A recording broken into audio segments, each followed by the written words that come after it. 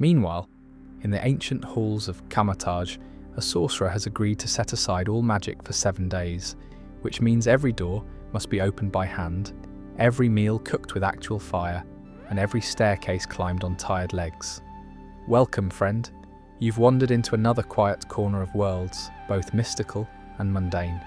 Tonight, we're stepping into the worn robes of a sorcerer at Kamar-Taj, the most ancient and sacred sanctuary of the mystic arts. Where accepting the Sorcerer Supreme's challenge means setting aside years of magical training to rediscover what it means to be simply, ordinarily human.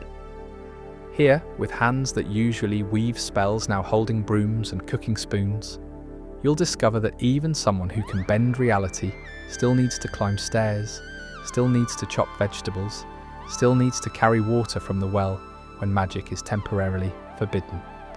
So before you settle in for this week with me, take a moment to like this video and subscribe so we can keep bringing you more tales from the ordinary side of extraordinary places. Let me know in the comments where you're listening from tonight. It's always good to know who's keeping me company during these quiet watches. Now get comfortable.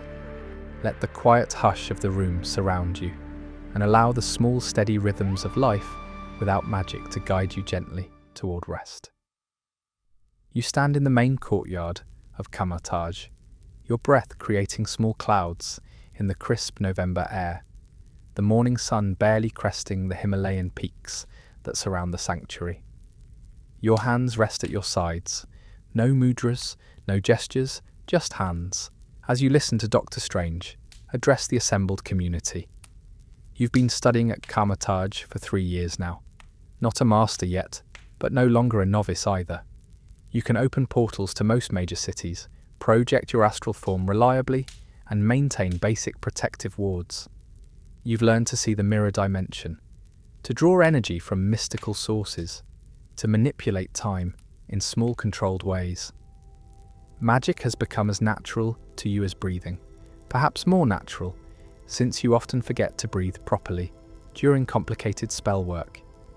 Strange stands on the raised platform, his cloak of levitation draped over his shoulders but hanging motionless, as if it's already committed to what he's about to propose.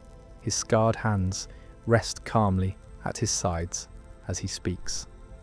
For the next 7 days, Strange says, his voice carrying clearly across the courtyard. From today, November 19th, through Thanksgiving Day on the 26th, I'm proposing a challenge to all residents of Kamar-Taj. A return to fundamentals, a remembrance of what we are beyond our magical abilities.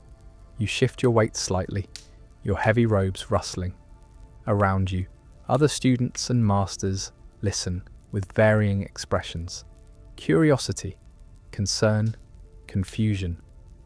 No magic, Strange continues, and the courtyard erupts in whispers. For 7 days we will live as ordinary humans live. We will walk rather than teleport. We will cook with fire and ingredients rather than conjuration. We will light candles instead of summoning mystical illumination.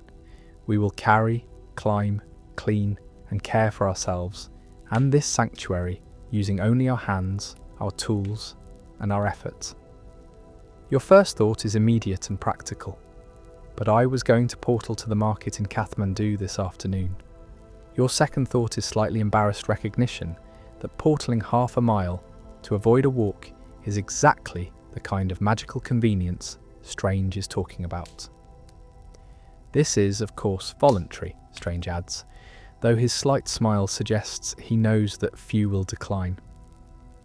Those with essential mystical duties may maintain necessary wards and protections, but for everything else, for comfort, convenience, and daily life, I encourage you to set aside your magic and remember what it is to be simply human, here, present, and engaged with the world exactly as it is. He pauses, his eyes scanning the assembled crowd. You notice he's looking at each person individually, assessing, gauging reactions. When his gaze reaches you, it holds for just a moment, and you feel the weight of the challenge settling on your shoulders like a physical thing. Thanksgiving is a time for gratitude, Strange continues, and I believe we often forget to be grateful for the simple things.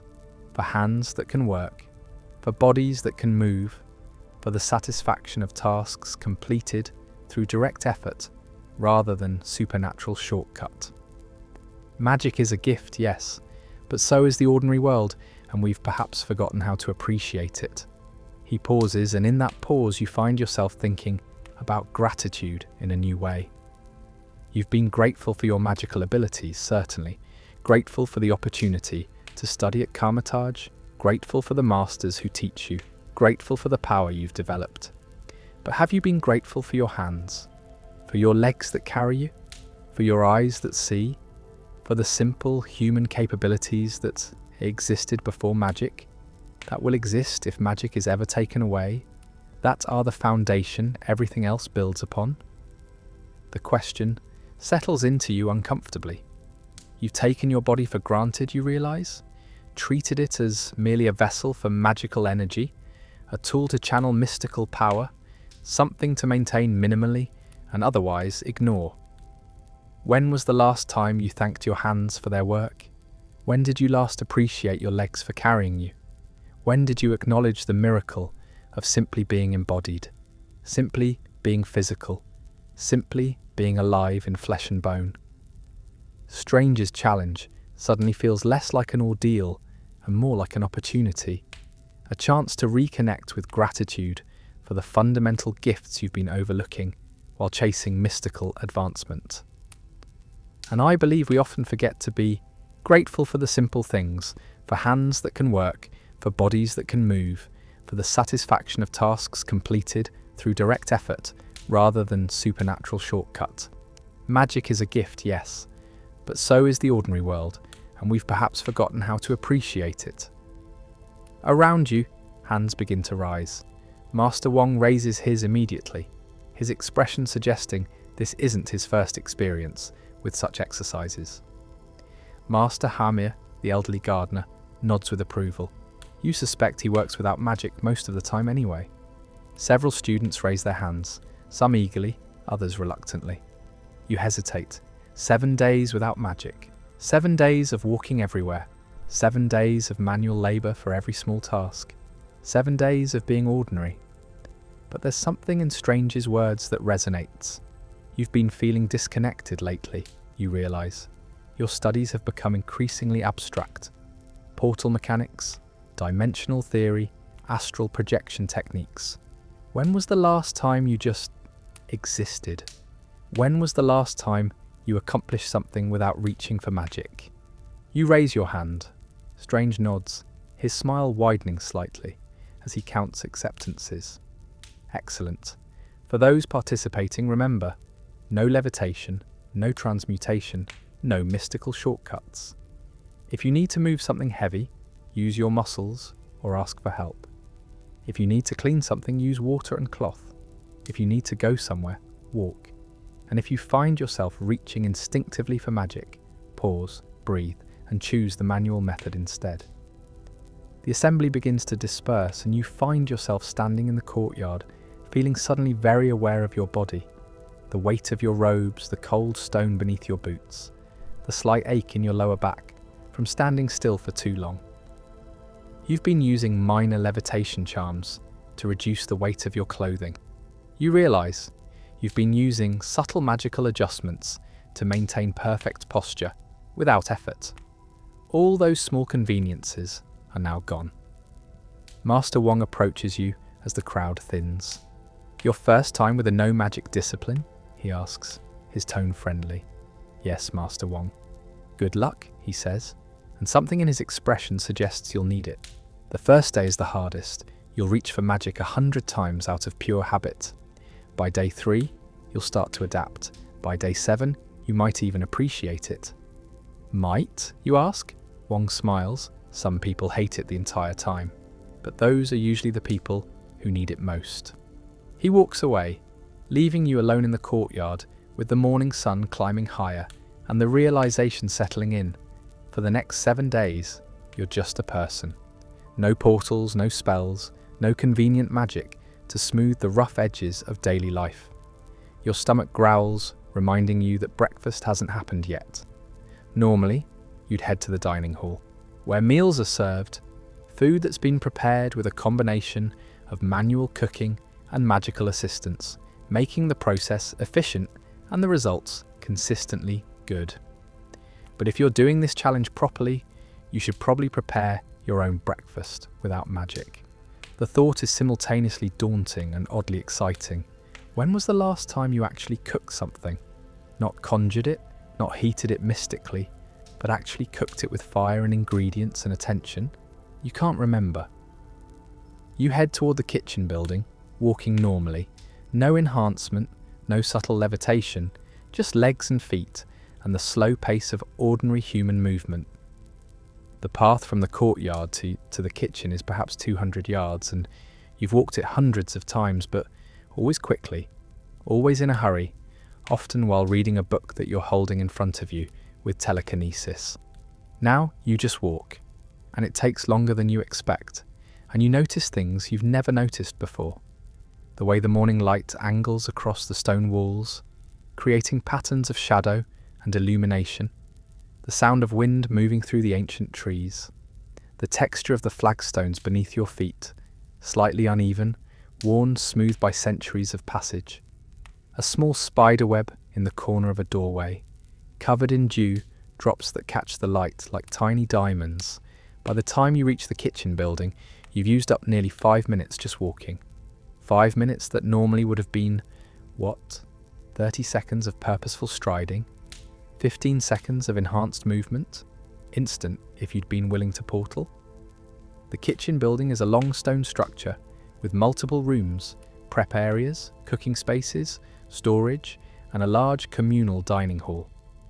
At this hour, the main kitchen is busy with staff preparing breakfast for the community, but there's a smaller side kitchen that students are allowed to use for personal cooking and magical practice. You head to the side kitchen, which is empty at this early hour. The room is simple: a large stone fireplace with cooking implements, a counter with a wash basin, shelves holding basic ingredients and supplies, and a window that lets in morning light but also lets out heat, making the space considerably colder than the main building. You stand in the middle of the kitchen, suddenly aware that you have no idea where to start. Breakfast, something simple. Eggs, toast, tea.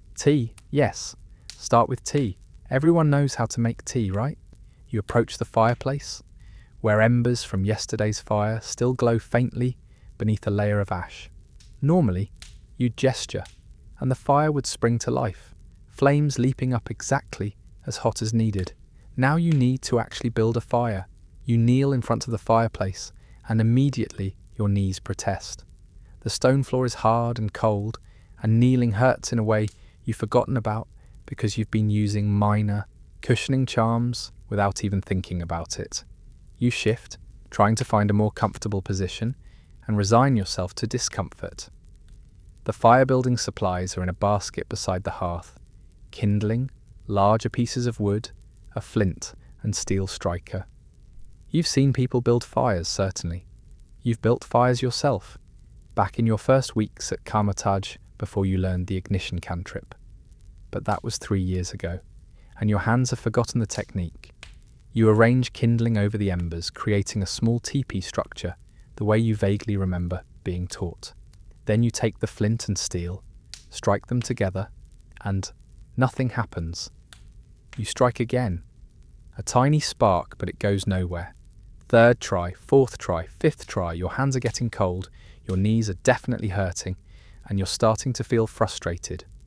On the 10th try, a spark catches in the kindling. You lean down and blow gently, encouraging it, and the spark becomes a small flame. The flame spreads to other pieces of kindling, and suddenly you have fire. Actual fire that you created through physical effort, rather than magical command.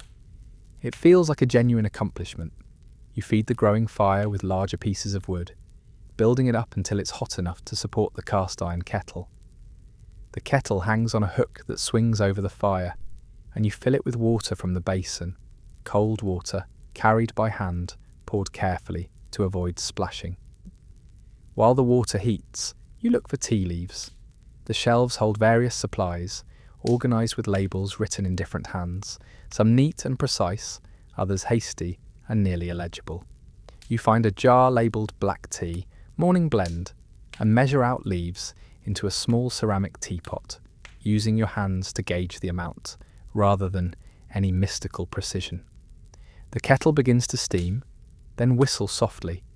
You use a cloth to protect your hand from the hot metal handle and pour water into the teapot, filling it about 3/4 full.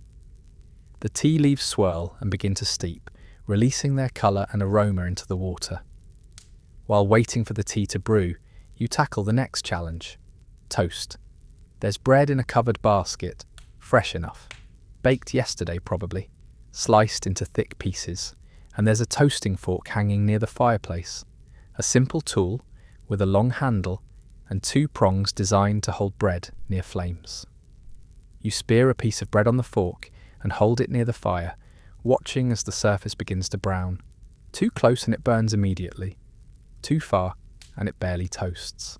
Finding the right distance requires attention and adjustment, and your arm gets tired holding the fork steady.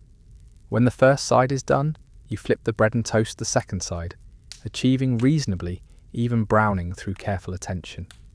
The toast goes onto a plate. The tea has steeped enough, so you pour it into a mug, watching the dark amber liquid flow.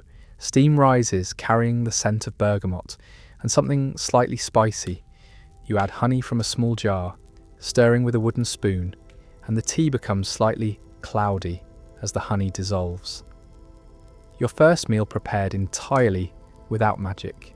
You sit at the small table in the corner of the kitchen, and you eat your toast and drink your tea slowly, paying attention to textures and temperatures and flavours in a way you haven't for a long time. The toast is slightly uneven, more brown in some spots, less in others, but it tastes good. The tea is hot and slightly bitter and sweet at the same time, warming you from the inside. It's taken you nearly 45 minutes to prepare this simple breakfast. Normally this would have taken 5 minutes, less. You could have conjured tea and toast in under a minute if you'd wanted to. But sitting here, eating food you actually prepared, watching morning light strengthen through the window, you feel something you haven't felt in a while. Present, fully here, not thinking about your next spell or your studies or the portal techniques you're trying to master. Just here, eating breakfast, being human.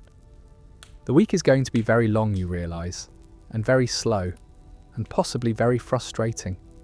But maybe that's the point. You finish your tea, wash your dishes in the basin using cold water and a cloth, and head out to face the first full day of the challenge. 7 days without magic. 168 hours of being ordinary. You can do this, you hope. After breakfast, you return to your quarters, a small room in one of Kamar-Taj's residential buildings, modest but comfortable, with a window overlooking the eastern mountains. Normally, this return trip would take seconds via portal. Today, it takes 10 minutes of walking through corridors and upstairs, and by the time you arrive, your legs are already feeling the effort. Your room is simple: a narrow bed with thick blankets, a desk with a chair, shelves holding books and personal items, a small wardrobe for clothing, and a washstand with a basin and pitcher.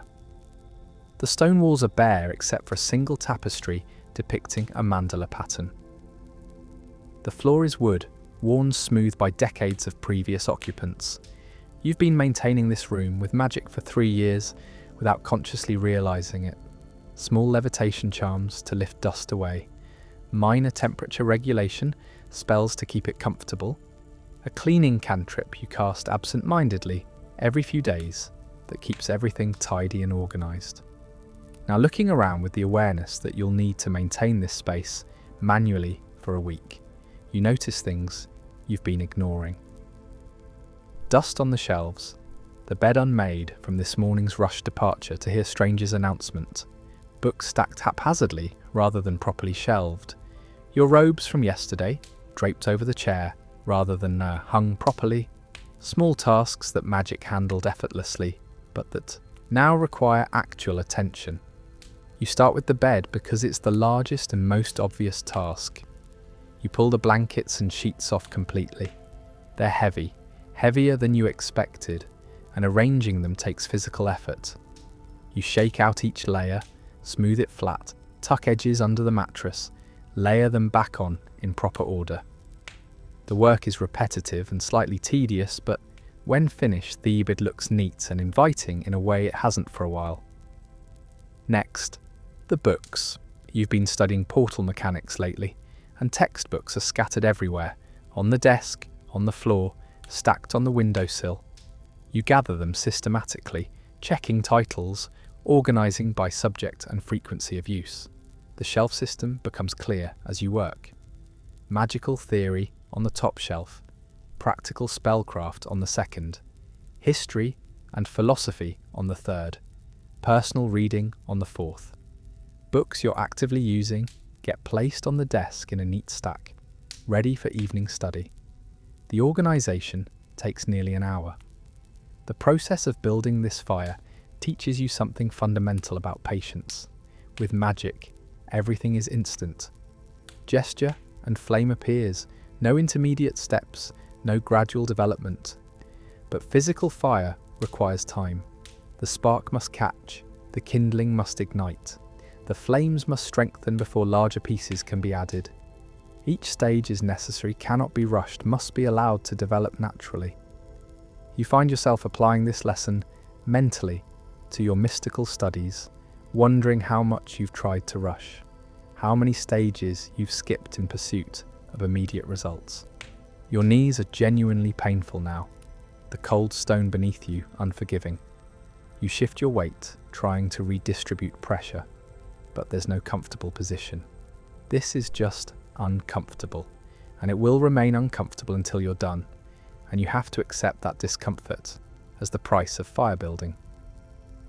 Another lesson: some things simply hurt, and magic has been sheltering you from that truth, creating the illusion that life can be painless if you have enough power. And your arms are tired from lifting heavy volumes, but the room is starting to look significantly better.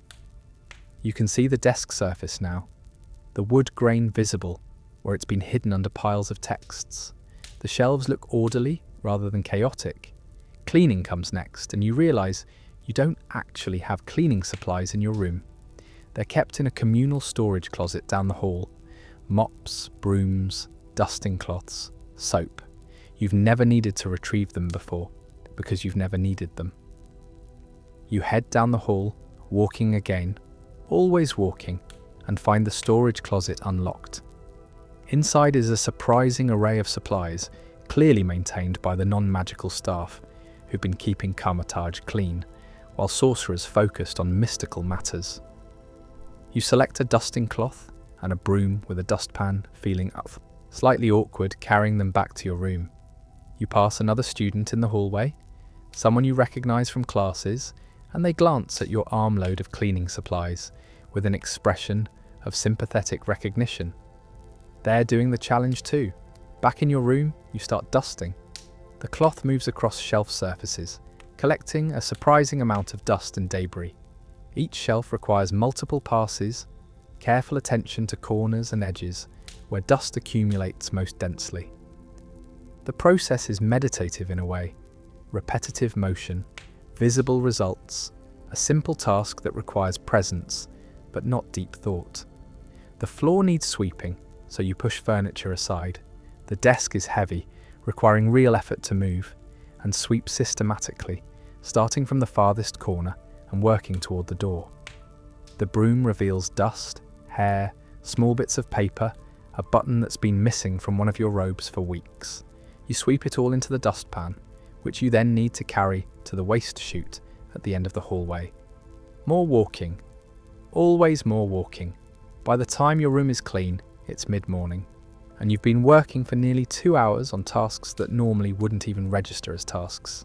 But standing in the doorway, looking at the neat bed, organised shelves, clean floor and tidy desk, you feel something you haven't felt about this space in a long time.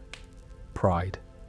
Not grand pride, just simple satisfaction that this space is yours and you've cared for it properly.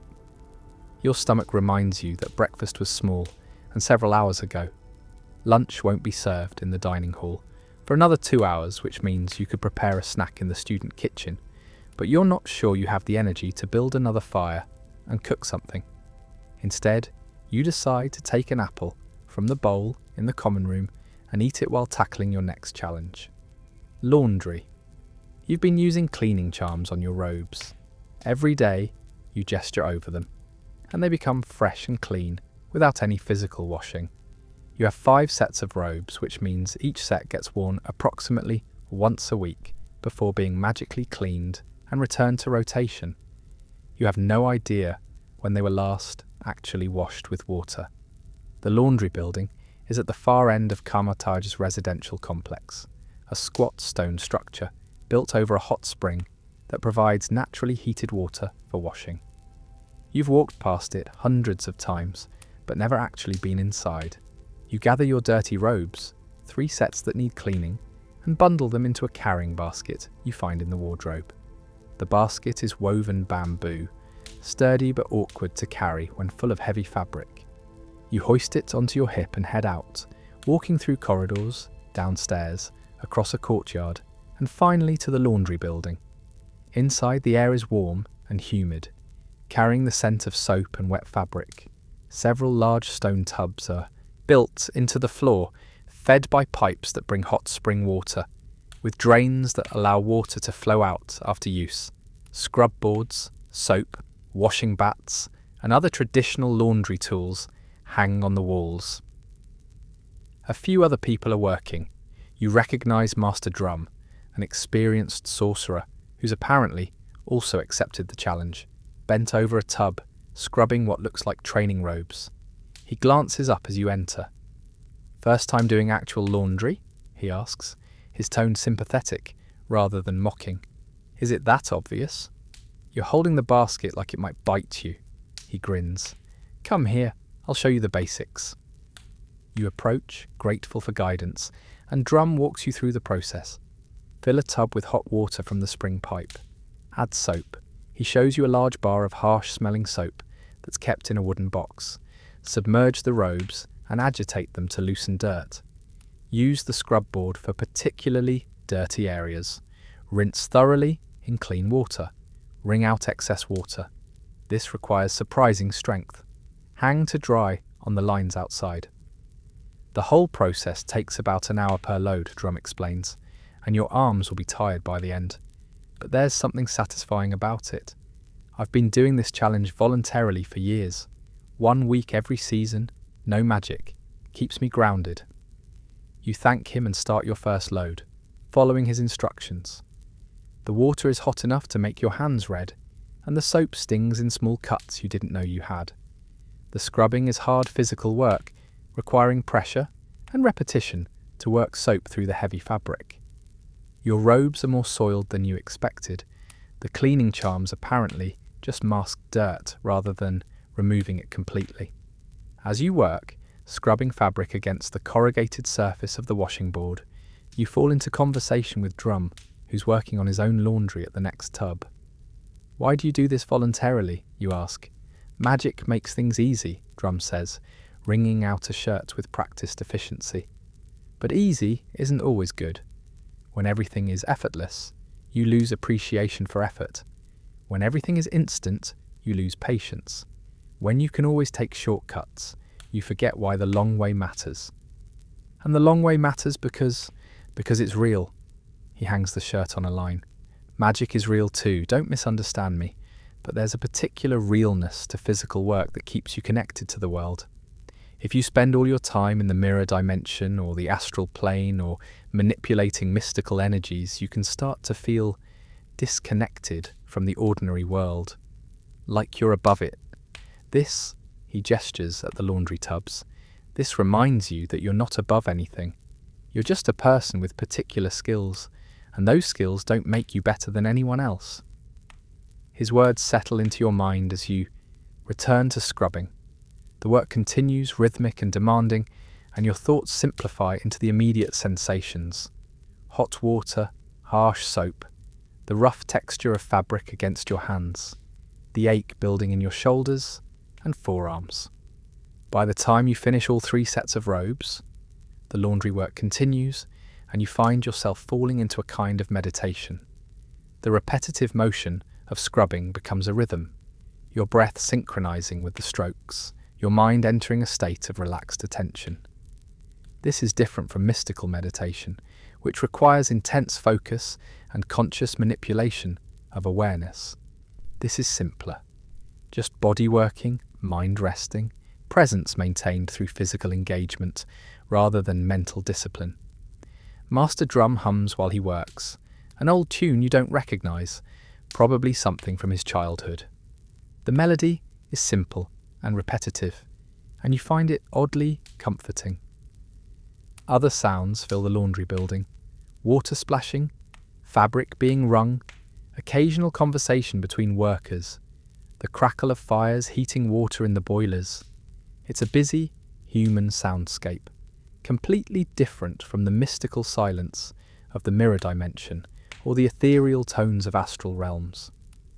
Your hands are getting raw, the skin reddening, small cracks appearing where the harsh soap finds weakness. This will probably hurt tomorrow and the day after, cumulative damage building as you continue manual work throughout the week. But there's something honest about the damage, something real. These are working hands, marked by labour, showing evidence of engagement with the physical world. They're more honest than the perfectly maintained hands that magical healing creates, more true than skin that never shows its use. Rinse them, wring them out, and hang them on the outdoor drying lines. Your arms are trembling with fatigue, and your hands are wrinkled and raw, but the robes hang in the November breeze, dripping water onto the stone courtyard below, and they're genuinely clean. Actually clean, not magically masked. You walk back to your room, slowly, tiredly, and realise it's now early afternoon. You've spent the entire morning on basic self-maintenance tasks that you normally wouldn't even think about. Breakfast, cleaning your room, doing laundry. Simple things that magic eliminated from your awareness entirely, and you're exhausted, not from mystical exertion or mental effort, but from physical labour. Your body's tired in ways it hasn't been since your first weeks at Kamar-Taj, before you learned enhancement spells that made everything easier. You lie down on your clean bed in your clean room and close your eyes for just a moment. Just a brief rest before tackling the afternoon's responsibilities. You wake 2 hours later to the sound of the dinner bell ringing across the complex. You've slept through lunch entirely, your body claiming the rest it needed after an unexpectedly demanding morning. Your stomach is cramping with hunger, your mouth is dry, and the afternoon is nearly gone. 7 days of this, you think, sitting up groggily. 7 days. This is going to be harder than you thought. The dinner bell's echo fades across the courtyard, and you force yourself to stand, body stiff from the unexpected nap. Your first instinct is to open a portal directly to the dining hall. The gesture is so habitual, your fingers actually begin the motion before you remember. No magic. You let your hand drop and head to the door, resigned to another walk. The dining hall is on the opposite side of Kamar-Taj's main complex, a journey that requires descending 3 floors, crossing the central courtyard, and entering the communal building. Normally, with portals or enhanced movement, this trip takes perhaps 30 seconds. Walking, it takes nearly 10 minutes, and with each step, you become more aware of exactly how large this sanctuary actually is. The corridors are crowded with others heading to dinner, all walking like ordinary people because most of the community has accepted strangers' challenge. You recognize faces, fellow students, junior masters, adepts at various levels of training. Everyone moving slowly, some chatting, others walking in tired silence. The atmosphere is different from usual, less hurried, more present, as if everyone is adjusting to operating at human speed rather than mystical efficiency. You descend the first staircase, the stone steps worn smooth by centuries of use, and your thighs protest the effort. You've climbed these stairs hundreds of times, but always with enhancement, always with subtle magic reducing gravity's effect, making the ascent effortless. Now you feel every step, the pull of muscle and tendon, the slight burn in your legs that signals genuine exertion. At the landing between floors, you pause to catch your breath. A younger student passes you, someone probably in their first year, and they're breathing hard too, their face flushed with effort. You exchange tired smiles, a moment of solidarity in shared physical limitation. The second staircase is steeper, and halfway down you have to stop again, gripping the railing while your heartbeat settles. You're not in terrible physical condition. You train regularly in combat forms, but that training usually involves magical enhancement. Fighting with conjured weapons, dodging in slowed time, enhancing strength and speed with energy borrowed from mystical dimensions. Pure physical movement, sustained over time, is apparently something your body has forgotten how to do efficiently. By the time you reach the courtyard level, your legs are shaking slightly. The courtyard crossing is flat at least, but it's exposed to the November wind, which has picked up as evening approaches, carrying the sharp cold of the high peaks. You're not wearing your heavy outer robes.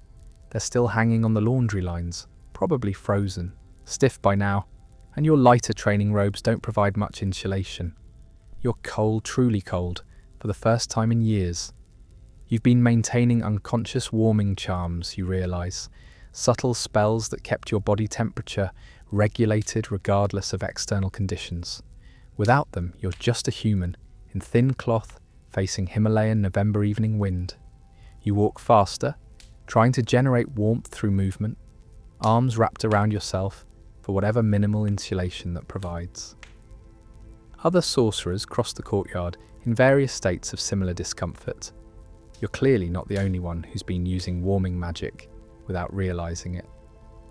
The dining hall is blissfully warm when you finally reach it, heated by large fireplaces at both ends of the long room and the body heat of hundreds of people gathering for dinner.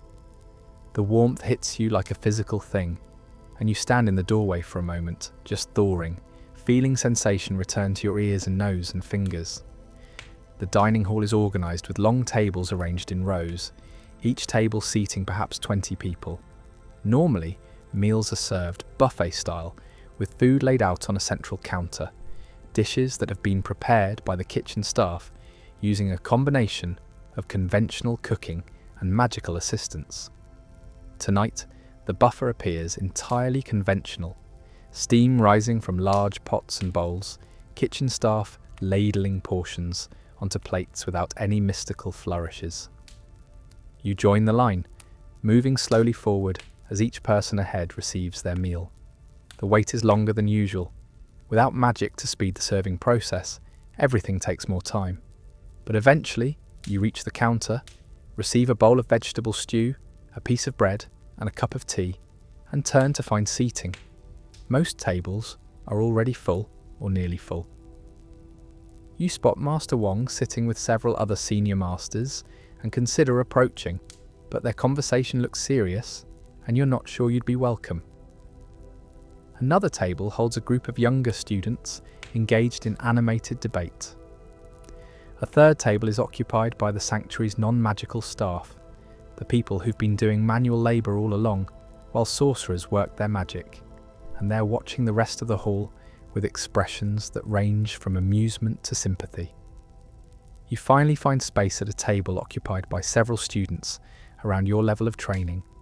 You recognise them from various classes, but don't know them well.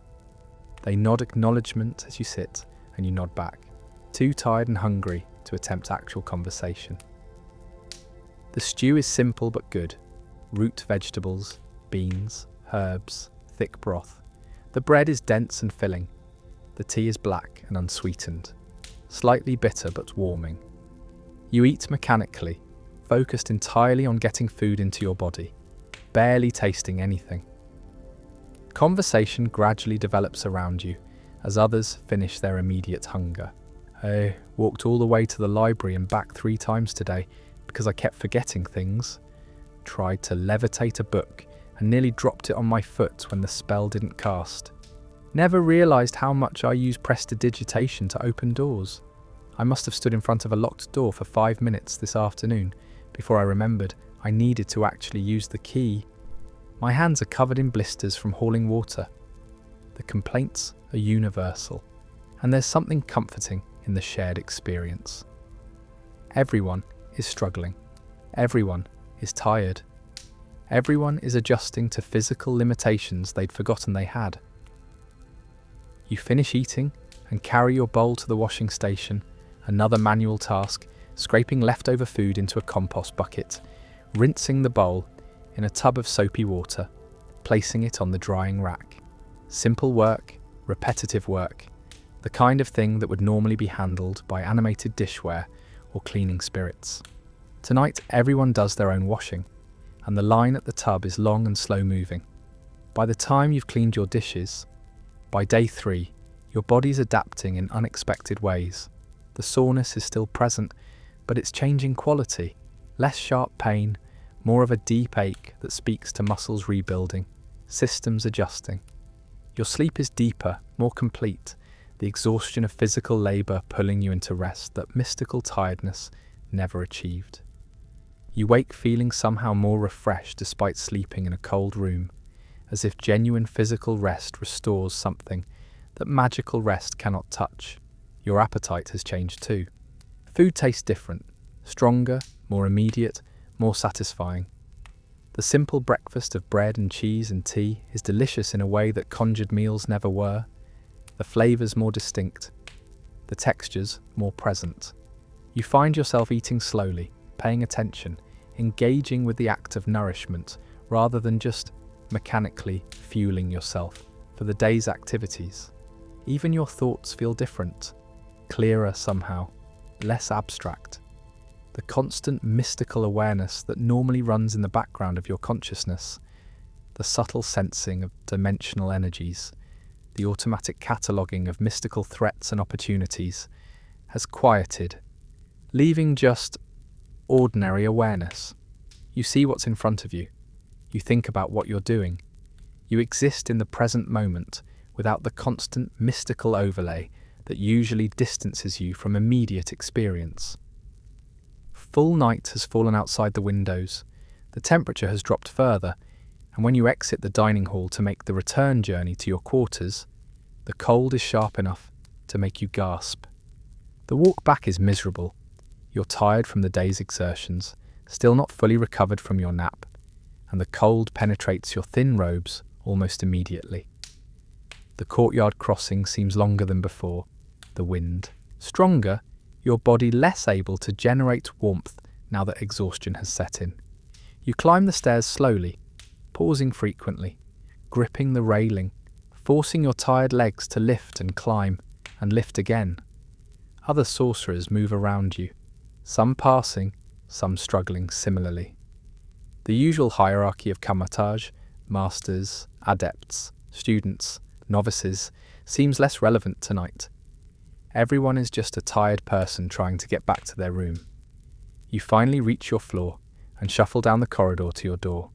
Your hands are so cold that working the key in the lock is difficult. Your fingers don't want to grip properly, and you drop the key twice before managing to unlock the door.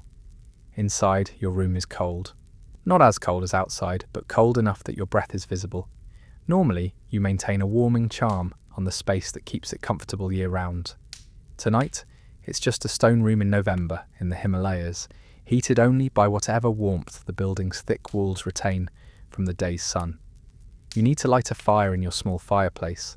Yes, your room has a fireplace, though you haven't used it in years because magical heating is more convenient.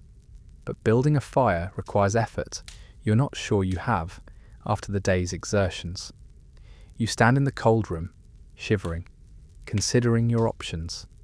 You could go to bed in your heavy blankets and rely on body heat and layers. You could attempt to build a fire despite your exhaustion. You could go to the common room, where a fire is always maintained, and sleep on one of the couches there. Building a fire wins narrowly, because the thought of sleeping in a cold room all night is unbearable. You kneel in front of your fireplace. Your knees protest, everything protests, and realize you don't have fire-building supplies in your room. Of course you don't. Why would you, when you've been lighting fires with a gesture for 3 years? More walking. Back down the corridor to the supply closet, gathering kindling, small logs, flint and steel, all of which you carry back to your room in a clumsy armload that keeps threatening to scatter. Building the fire takes longer than this morning's kitchen fire. Your hands are cold, which makes them clumsy. Your body is tired, which makes everything harder. The flint and steel don't want to cooperate, producing sparks that go nowhere or land in the wrong place. You go through probably 20 strikes before a spark catches in the kindling, and even then, getting it to grow into actual flame requires careful blowing, precise addition of larger kindling, patient attention when every part of you wants to just collapse into bed. But eventually, slowly, you coax the fire into existence. Small flames become larger flames. Larger flames catch on the first log. The log begins to burn properly, radiating heat that gradually fills the small room, pushing back the cold, making the space habitable. You sit on the floor in front of the fire, just absorbing warmth, too tired to move to the bed yet. Your hands are starting to hurt. A sensation returns to your fingers, the painful prickle of blood flow resuming. Your feet ache in your boots. Your legs throb with fatigue. Your shoulders are stiff from the day's unaccustomed labour. But you're warm, and your room is yours. And you built this fire with your own hands, without magic, through simple physical effort and persistence. Day 1 of the challenge is almost complete. Only 6 more days to go. You eventually drag yourself to bed, not bothering to change into sleep clothes, too tired for that additional effort. You pull the heavy blankets over yourself, and the combination of fire warmth and blanket insulation creates a cocoon of comfort that your exhausted body sinks into gratefully. Your last conscious thought before sleep claims you is that you've perhaps taken magic for granted. All those small conveniences, all those tiny shortcuts, all the ways magic makes life effortless, you've been treating them as normal, as expected, as your due. Maybe this week will teach you to be grateful for what you have. And maybe it will teach you to appreciate what ordinary people do every day, living their lives without mystical assistance, managing through simple human effort and determination. Maybe, if you survive the week, sleep takes you before you can think anything else, and the fire burns low in the darkness, keeping watch through the cold November night. You wake to cold. The fire died sometime in the night, and the room temperature has dropped to barely above freezing. Your breath creates clouds as you lie under the blankets, reluctant to leave their warmth, but knowing you can't stay in bed forever. Day 2 of the challenge. You force yourself up, gasping slightly as cold air hits your skin. Your body aches from yesterday's unaccustomed exertions. Muscles you didn't know you had are making themselves known through soreness and stiffness. Your hands are tender, showing the beginning of calluses from broom handle and washing board. Your legs protest when you stand, remembering yesterday's endless stairs. The first task is reviving the fire. You've learned from last night's struggle though, and the embers are still faintly alive in the fireplace. Adding kindling and blowing gently brings them back to flame more easily than starting from scratch. Soon you have fire again, warmth spreading through the room, though it will take a while to fully warm the cold stone. While the room warms, you need to address basic hygiene. Normally this involves mystical cleaning, spells that remove dirt, eliminate odour, freshen breath, all without requiring water or physical washing. It's efficient, quick, and perfectly sanitary according to mystical theory. But theory isn't practice, and now you're wondering how much actual dirt has been accumulating despite those cleaning spells. The washstand holds a ceramic basin and pitcher. The pitcher is empty. You'll need to fill it with water. Water is available from several sources. The kitchen has running spring water, there's a well in the courtyard, and the laundry building has hot water. But all of those sources require walking, carrying, transporting water back to your room manually. You grab the pitcher and head out, wearing your heaviest robes against the morning cold. The corridors are quiet. It's early yet, sun barely rising, most residents still in their rooms. Your breath creates clouds in the cold air, and your footsteps echo in the stone passages. The kitchen is your destination. It's closer than the laundry building, and you're not sure you have the energy for a long walk yet. The side kitchen is empty, the fire from yesterday long dead. You fill your pitcher from the spring water tap, and the water is cold enough to make your hands ache when you test the temperature. Carrying the full pitcher back to your room requires attention. Water sloshes with each step, threatening to spill, and the ceramic is heavy when full. You walk carefully, holding the pitcher with both hands, taking your time. Back in your room, you pour water into the basin and stare at it, suddenly uncertain about the mechanics of washing without magic. Do you strip completely? Wash section by section? How do you manage the cold without freezing? You decide on a compromise. Strip to your underlayer, stand close to the fire for warmth, and wash quickly with a cloth dipped in the cold water. It's brutal. The cold water against your skin makes you gasp and shiver. The cloth is rough, the soap stings, and you can feel your body temperature dropping as you work. But you persist, washing face, neck, arms, torso, doing your best to clean thoroughly despite the discomfort. When finished, you dry off quickly with a towel and dress in layers, standing close to the fire until the shivering stops. Your face feels raw and clean, actually clean, not magically maintained. Your skin tingles where the cold water and rough cloth did their work. You feel awake in a way that magical cleaning never accomplished. Uncomfortable, yes, but undeniably present in your body. Next challenge, getting dressed properly. You've been using minor enchantments to help with clothing, fastening buttons magically, tying robes with telekinesis, adjusting fit with subtle transmutation. Without those helps, you discover that Kamar-Taj's traditional robes are actually quite complicated to put on correctly. Multiple layers, underlayer, middle robes, outer robes, sash, cord, and various fasteners that need to be secured in specific order. You struggle with the sash. It's supposed to wrap and tie in a particular way that creates a neat, secure fastening, but your hands keep creating lumpy, uneven results. After 3 attempts, you manage something approximately correct, though it doesn't look as neat as when magic helped. Finally dressed, you face the question of breakfast. The dining hall will be serving morning meal, but that requires the walk to the central complex, the crowds, the lines. Alternatively, you could prepare something in the student kitchen again, but that means building another fire, cooking, all the time an effort that involves. You compromise, gather some portable breakfast items from the kitchen, bread, cheese, some dried fruit, and bring them back to your room to eat while you plan your day. This turns into another walk, to the kitchen selecting items, carrying them back.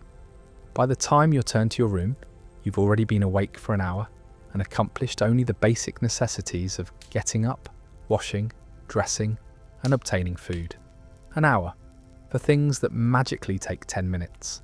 You eat your simple breakfast while reviewing your responsibilities for the day. You're a student, which means you have classes to attend, studies to complete, practice sessions to participate in. But normally those activities are interspersed with portals to different locations, magical assistance in carrying books and materials, mystical aids to learning and practice. Today, everything will be manual, which means everything will take longer. Your first obligation is Advanced Portal Theory class at mid-morning.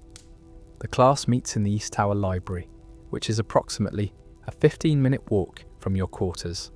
Normally, you'd portal directly there 30 seconds before class starts. Today, you'll need to leave 15 minutes early, walk the entire distance, and arrive on time, but already tired from the journey.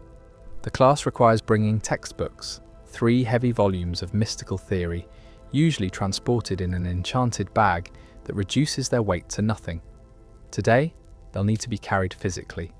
You stack them, testing the weight, and realize carrying all 3 for 15 minutes is going to be challenging. You look around your room for something to carry them in. There's an old canvas bag on a shelf, dusty from disuse, that might work. You shake it out, brush off the dust, and load the books inside. The bag has a shoulder strap, which helps distribute the weight, but it's still heavy. maybe 20 pounds of dense magical theory. You leave 20 minutes early instead of 15, just to be safe. The walk through the corridors, downstairs, across the courtyard, and up into the East Tower is exhausting with the heavy bag pulling on your shoulder. You switch the bag from shoulder to shoulder, trying to distribute the fatigue, but there's no comfortable position when carrying this much weight. Other students are making similar journeys, all walking, all carrying books and materials manually, all looking as tired and uncomfortable as you feel. Master Drum passes you on the stairs, heading down while you're heading up, and offers an encouraging nod. Second day is harder than the first, he says. Your body is sore from yesterday's work. By tomorrow, you'll start adapting. I hope so, you reply, pausing on the landing to catch your breath. You will. The human body is remarkably adaptable when we stop giving it mystical shortcuts. The East Tower Library is a circular room with tall windows providing natural light, shelves lining the walls holding countless volumes of mystical knowledge, and a central area with desks arranged in a circle for discussion-based learning. Master Minoru, who teaches advanced portal theory, is already present, arranging materials on a central table. You choose a desk and carefully set down your book bag, your shoulder grateful for the relief. Other students arrive gradually, all walking, all carrying their materials, all settling into seats with small sounds of relief. Master Minoru waits until everyone is present, then addresses the class. I've accepted the Sorcerer Supreme's challenge, he announces, which means today's class will involve no practical portal work. Instead, we'll focus on pure theory, studying the mathematical foundations of dimensional folding, discussing the philosophical implications of instantaneous travel, and considering how portal magic affects our relationship with distance and time. There's a collective groan from several students who clearly were looking forward to the practical component. I know, Minoru says, smiling slightly. Theory without practice is tedious, but consider this. When you can portal anywhere instantly, do you ever think about what you're doing? Or do you just gesture and go, treating portals as casual convenience rather than profound manipulation of reality's fundamental structure? He has a point, you realise. You've been casting portals for over a year now, and they've become routine, thoughtless, automatic. When was the last time you actually considered the mechanics of what you were doing?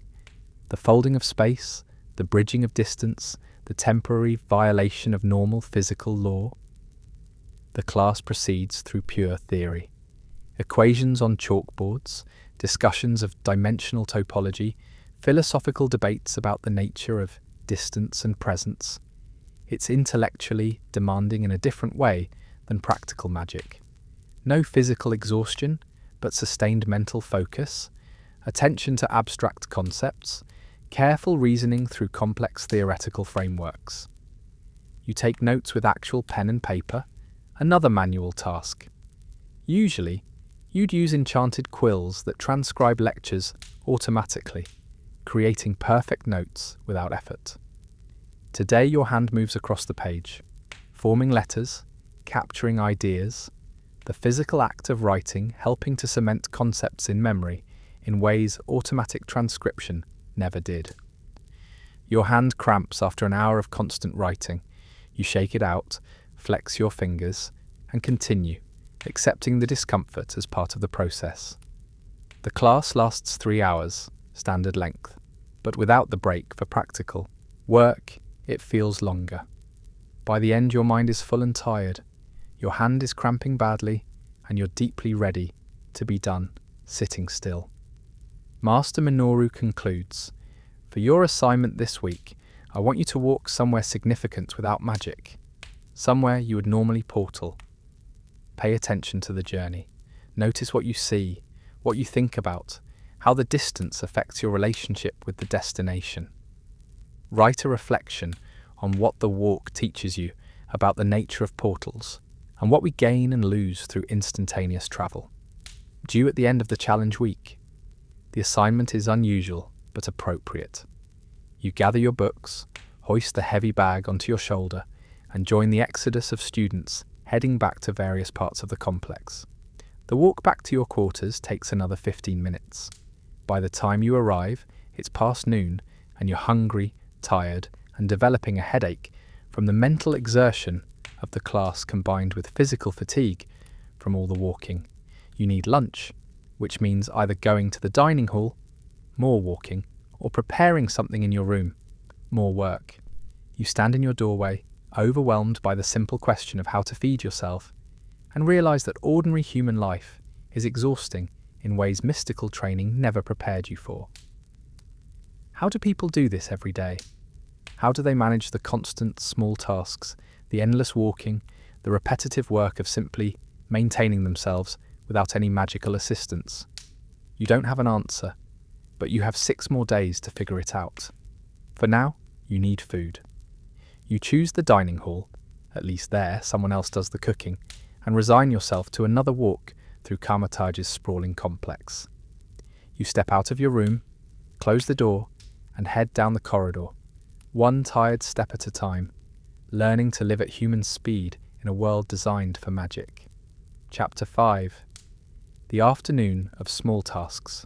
The dining hall is less crowded at lunch than at dinner. Many people are apparently choosing to skip the formal meal rather than make the walk twice in one day. You collect a simple lunch of rice, vegetables and tea, eat quickly at a mostly empty table, and face the question of how to spend your afternoon. Normally, you'd have combat training in the mirror dimension.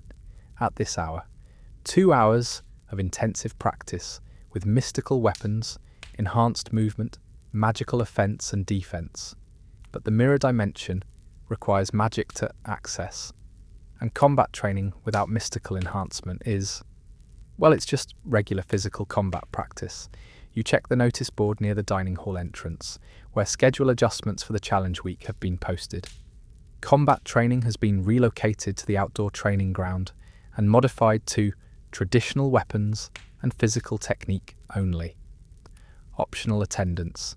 You consider skipping. Your body is already tired, and adding physical combat practice seems like asking for injury. But regular training has been part of your routine for 3 years, and breaking routine might be harder than maintaining it. You head to the training ground, which requires crossing the complex again. Another 15 minutes of walking. By the time you arrive, a small group has gathered, maybe 15 students, and a few junior masters, all looking as uncertain as you feel. Master Chen, who usually leads the combat training, stands at the center of the practice area. She's a compact, powerful woman who's been teaching hand-to-hand and weapons work at Kamar-Taj for over 20 years. Unlike many masters, she's known for emphasizing physical technique, even when magical enhancement is available. "Welcome," she says as the group assembles. "I suspect many of you considered skipping today." Several people nod, and she smiles. "I'm glad you came anyway." This week we return to fundamentals. No mystical weapons, no enhanced speed, no borrowed strength. Just you, your body, and the techniques you've been learning. And I'll warn you now, it's going to feel very different, very difficult, and very humbling. She's not wrong. The training begins with basic forms, solo movements, practiced sequences designed to build muscle memory and technical precision. Without magical enhancement, you discover that your forms are sloppy. Stances you thought were solid wobble when you actually have to support your own weight fully. Strikes that felt powerful with mystical augmentation are weak and unbalanced without it. The height you could reach with enhanced leaping is suddenly impossible, forcing you to modify techniques you thought you'd mastered. Your body is tired from the morning's walking and the stiffness from yesterday's work. Movements that should be fluid are jerky. Balance is harder to maintain. After just 20 minutes of basic forms, you're breathing hard and sweating despite the cold November air. "Pair up," Master Chen instructs. "Slow sparring, quarter speed, light contact, focus on technique." You partner with another student, someone you recognize from various classes but don't know well. They're shorter than you, but look to be in better physical condition. Their movements more controlled as you begin the slow motion exchange of defensive and offensive techniques. Without magic, sparring reveals every flaw in your technique. Your guard drops when you get tired. Your footwork becomes sloppy. Your strikes telegraph their intention because you don't have enhanced speed to make them unpredictable. Your partner lands gentle touches again and again, hits that would be devastating at full speed and power, but at quarter speed just demonstrate how often you're leaving yourself open. Reset, Master Chen calls after several minutes. Switch partners. You rotate to a new partner, and the pattern continues. They're better than you. Everyone seems to be better than you today. Your confidence, built on years of training with magical enhancement, dissolves as you discover how much you've been relying on mystical shortcuts rather than actual skill. Halfway through the session, Master Chen calls a water break. You collapse onto a bench at the training ground's edge, drinking deeply from the communal water barrel, your hands shaking slightly from exertion. Master Drum sits beside you, looking tired but satisfied. "Humbling, isn't it?" he says. "That's one word for it. I do this every season specifically because it is humbling. Magic makes us feel powerful, skilled, superior. Training without it shows us exactly how much we're borrowing rather than truly mastering." He stretches, working out a shoulder. "But there's value in the humbling. It keeps ego in check." "Right now, my ego is thoroughly checked," you mutter. "Good, that's healthy." He stands. "Come on, break's over." The second half of training focuses on weapons work. Wooden practice staffs, no enchantment, no mystical weight reduction. Just solid wood that you have to grip, swing, block with, control through actual muscle strength. The staff is heavier than you expected. Your mystically enhanced practice staff felt light, responsive, an extension of your will. This wooden staff is just wood, dense, somewhat unwieldy, requiring real strength to move with speed and precision. You work through basic staff forms, striking at wooden practice posts, the impacts jarring your hands and arms with each contact. The repetitive motion builds heat in your muscles, and you're sweating freely now despite the cold, your robes soaked and clinging uncomfortably. By the end of the 2-hour session, you're completely exhausted. Your arms are trembling, your legs are unsteady, and you're pretty sure you'll be even more sore tomorrow than you were today. But there's something oddly satisfying about the fatigue. It feels earned, honest, the result of actual physical effort rather than mystical exertion. Master Chen addresses the group as everyone prepares to leave. "Some of you looked frustrated today. That's normal. You've been training with magical enhancement, and suddenly removing that enhancement makes you feel weak and unskilled. But you're not weak or unskilled, you're simply meeting your baseline human capabilities, probably for the first time in years. This week, work with those capabilities, accept them, and perhaps appreciate how remarkable it is that ordinary humans accomplish anything at all, given these limitations." Her words resonate as you gather your practice staff to return it to the equipment shed. Ordinary humans don't have magical enhancement.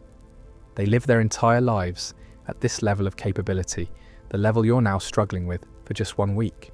The walk back to your quarters is torture. Your legs don't want to climb stairs. Your shoulders can barely support the weight of your sweat-soaked robes. You move slowly, taking frequent breaks, arriving at your room in early evening completely spent. You need to wash.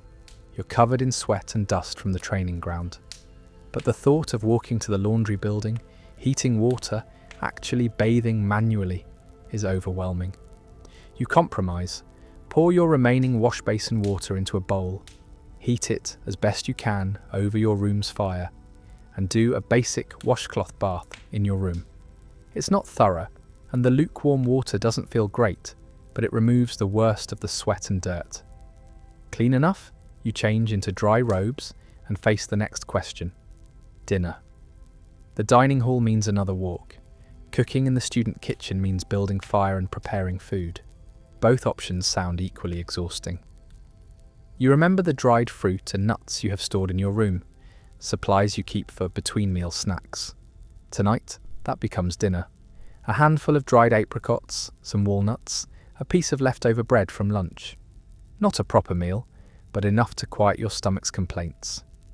You eat sitting on your bed, too tired to bother with table and chair, watching the fire burn low in your fireplace. Evening darkens outside your window. You should study. There's always studying to do. Texts to read, theory to absorb, practice to complete. But your body is demanding rest more loudly than your mind is demanding work. You compromise again. Light reading, something not too demanding, while lying in bed. You select a book from your personal shelf.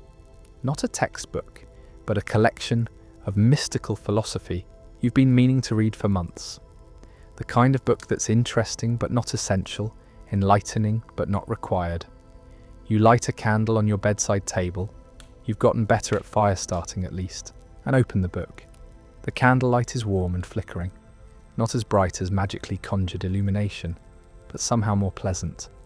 The pages glow golden in the light, the text just legible enough to read comfortably. The book discusses the nature of power and its relationship to wisdom, whether having great power makes wisdom more necessary or less accessible, whether someone with the ability to shape reality should spend more time understanding reality or less, since they can change what they don't like anyway. The words feel particularly relevant this week. You have power, mystical training, portal capability, access to dimensional energies that most humans can't even perceive. But this week has shown you how little you understand about the ordinary world that underlies all mystical practice. How to build a fire efficiently, how to carry water without spilling, how to walk long distances without exhaustion, how to manage time when everything takes longer, how to appreciate the simple physical pleasures of clean clothes, warm food, earned rest. These aren't mystical lessons, they're human lessons, and you've been so focused on mystical education that you've neglected human education entirely.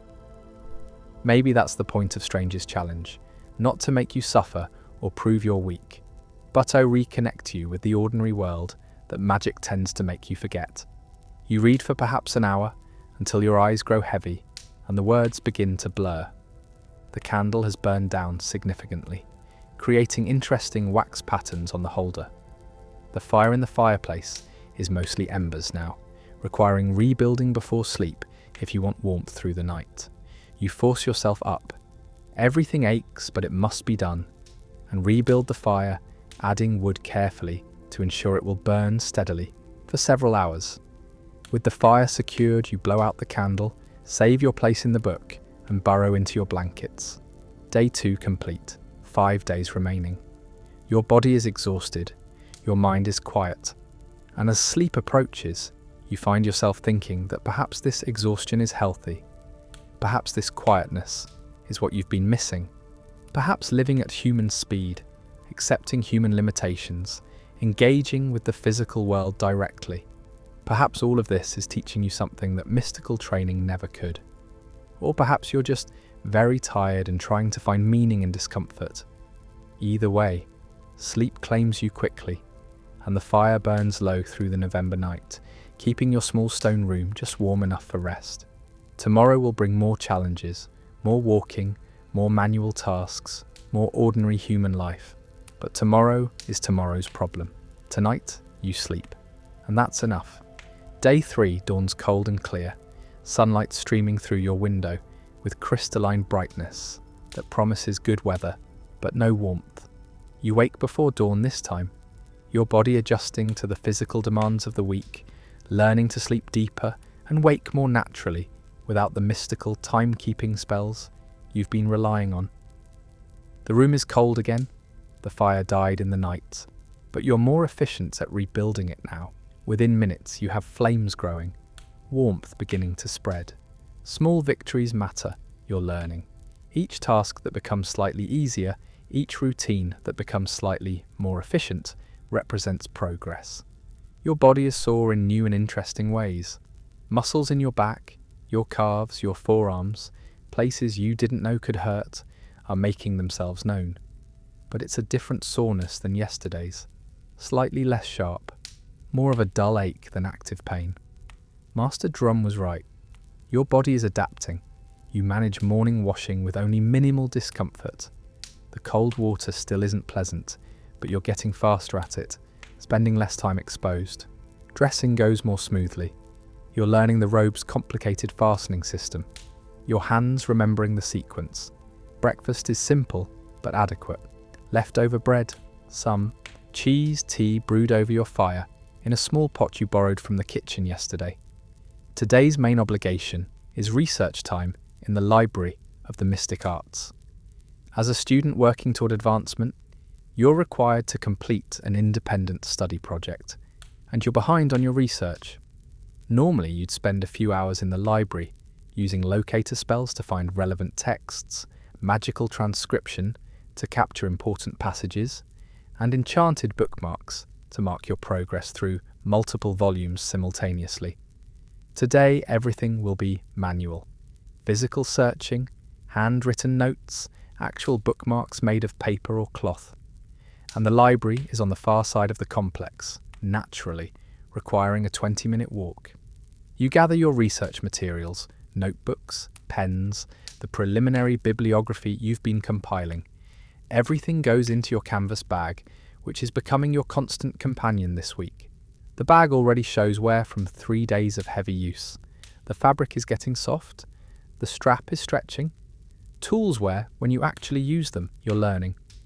Magic doesn't wear. It's always available, always perfect, always unchanged by use. Physical objects are different. They show their history, they respond to treatment, they require care and maintenance. The walk to the library takes you through the waking sanctuary. Walking back to your quarters, you pass through the meditation garden, taking a slightly longer route because you're in no hurry and the garden path is beautiful in morning light. The garden is Master Hamir's domain, carefully tended spaces of controlled wildness, plants chosen for their symbolic and aesthetic properties rather than practical use. Stone paths wind between beds, creating opportunities for contemplative walking. Small water features provide gentle sound. Benches offer places to sit and simply be. You've walked through this garden hundreds of times while portaling between locations, seeing it only as a blur of green and stone, never actually experiencing it. Now, moving at human pace, you notice details that have always been invisible to your hurried mystical awareness. The way moss grows in deliberate patterns on certain stones, placed there intentionally by Hamir decades ago and maintained through careful watering. The miniature landscape created in a shallow stone bowl, an entire mountain scene rendered in small plants and carefully arranged rocks. The prayer flags strung between trees, their colours fading gradually in sun and weather, the fabric becoming thin, the prayers returning to the wind. Time passes differently in the garden. Not slowly exactly, more like time reveals its actual texture, its real pace without magical compression, making everything faster. You spend perhaps 5 minutes walking the garden path, and those 5 minutes feel like 5 minutes, full and complete, rather than compressed into magical efficiency. More people are out this morning. The challenge is settling into routine for most participants. You pass other students heading to various obligations, nod to masters engaged in morning duties, smile at the groundskeeper who's sweeping the courtyard steps by hand, his broom moving in steady, practiced strokes. You notice him particularly. The groundskeeper has always been there, always working, always maintaining Kamar-Taj's physical spaces. You've probably walked past him hundreds of times without really seeing him, certainly without considering what his work involves. This week, you've swept floors yourself, you've scrubbed dishes, you've done manual cleaning, and suddenly you understand his work in a way you never did before. "Good morning," you say as you pass, and he looks up surprised. "Good morning," he replies, and his smile suggests he's noticed the change in how sorcerers are treating him this week. With more respect, more recognition, more understanding of what his work actually requires. The Library of the Mystic Arts occupies an entire building, 3 stories of stone construction with tall windows to provide natural light for reading. The collection is vast, thousands of years of accumulated mystical knowledge, texts in dozens of languages, volumes ranging from ancient hand-copied manuscripts to modern printed books, magical texts, historical documents, philosophical treatises, practical grimoires, theoretical frameworks, everything a sorcerer might need for study and research. The entrance hall is grand, with a high vaulted ceiling and a large wooden desk where Master Sokolov, the head librarian, maintains order. He's an elderly Russian sorcerer who's been managing the library for over 40 years, and he's known for being absolutely strict about library rules. Silence, careful handling of materials, proper return protocols. "Good morning," he says as you enter, his voice carrying that particular librarian whisper that somehow projects perfectly while remaining quiet. "Research day?" "Yes, Master Sokolov. Continuing my project on dimensional resonance theory." He consults a large ledger on his desk. "Section 7, 3rd floor, shelves 14 through 23. You know the rules. No magic within the library this week. Physical handling only. No mystical transcription. No enchanted quills. No levitation of materials. If you need a book from a high shelf, use the ladders. If you need multiple books, make multiple trips. If you damage a book, you'll answer to me." "Yes, Master Sokolov." "Good. Sign in." He slides the attendance ledger across the desk. You sign your name, noting that you're the 7th person to sign in today. Early for researchers, but there are always a few who prefer morning study. The ledger is old, its pages filled with hundreds of signatures, dating back years, a physical record of scholarship that no digital database could replace. The main reading room occupies the 1st floor, a huge space with long tables, comfortable chairs, and excellent natural light from tall windows. Several researchers are already settled in, surrounded by books, taking notes, reading quietly. The room has the particular, peaceful silence of a library, that quality of focused attention that creates almost physical quietness. You climb the stairs to the 3rd floor. The steps are wooden, creaking softly under your feet, worn smooth by generations of scholars. Your legs protest the climb after 3 days of constant stair work, but you manage. Section 7 is dedicated to theoretical mysticism and dimensional studies. The shelves here hold some of the library's most complex materials, advanced texts that require significant mystical education just to understand, let alone apply. You've been working through this section for weeks, slowly building understanding of dimensional resonance theory, which you're hoping to incorporate into your eventual master's thesis. The challenge is finding the books you need without magical assistance. Normally, you'd cast a locator spell that would highlight relevant texts, making them glow faintly or pull slightly on your awareness.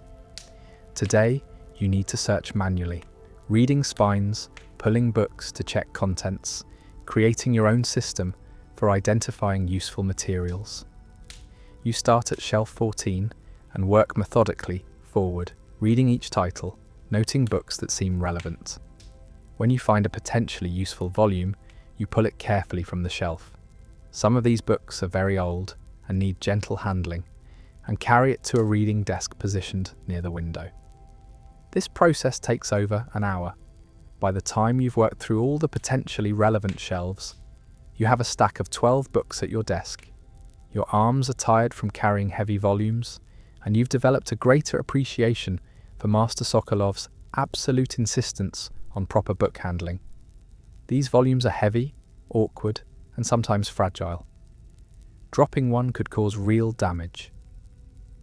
Now comes the actual research, reading, synthesizing information, taking notes by hand.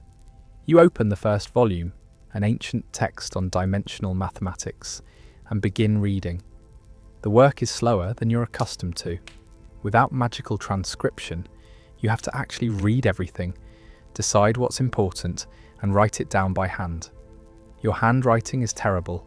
You haven't written extensively by hand in years, and reading your own notes becomes an additional challenge. But there's something valuable in the slowness. When you transcribe magically, you can capture pages of text in seconds, storing everything for later review.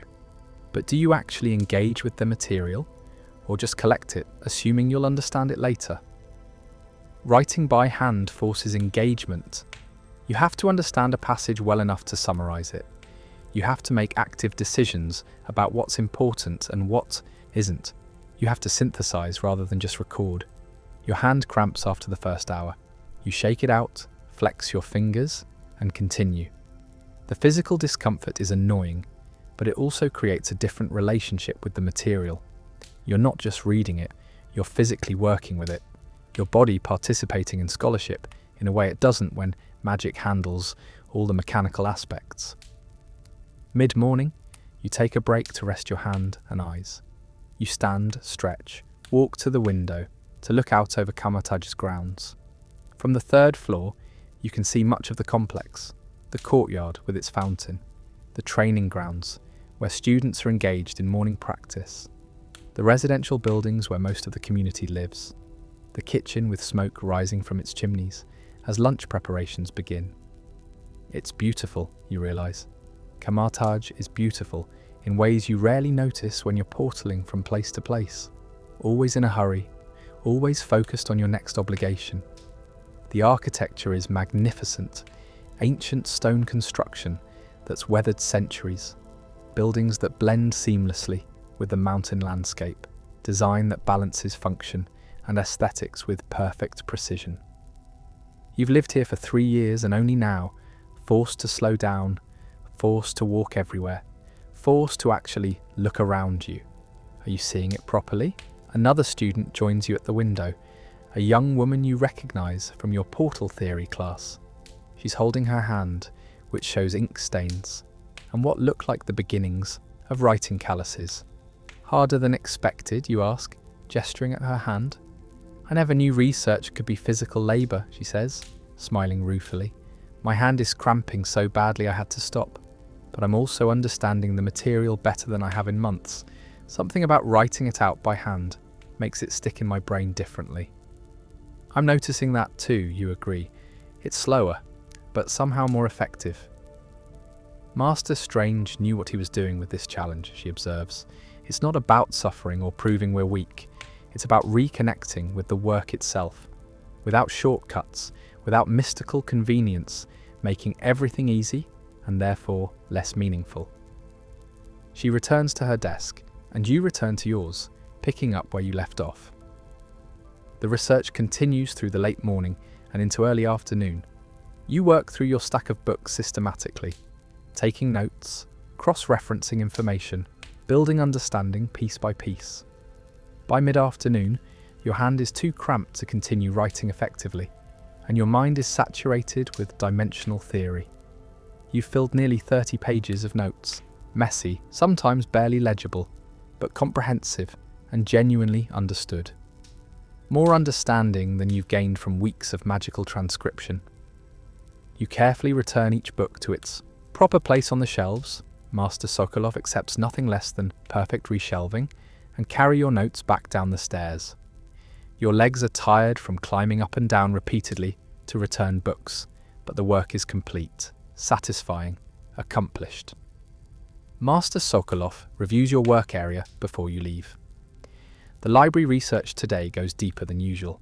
Without magical transcription, you have to actually understand each passage before writing it down, and this forces a level of engagement that magical note-taking never required.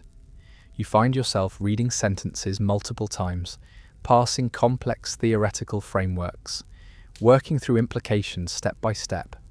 It's slower, much slower, but the understanding is more complete, more integrated, more truly yours. Master Sokolov stops by your desk mid-afternoon. He looks at your handwritten notes, nods approvingly. This is real scholarship, he says quietly. Not the quick collection of facts, but the slow building of understanding. You're learning how to actually learn, not just how to accumulate information. His words resonate. You realize that much of your mystical education has been about accumulation, collecting spells, gathering knowledge, building a library of techniques. But has it been about understanding, about genuine integration of knowledge into wisdom?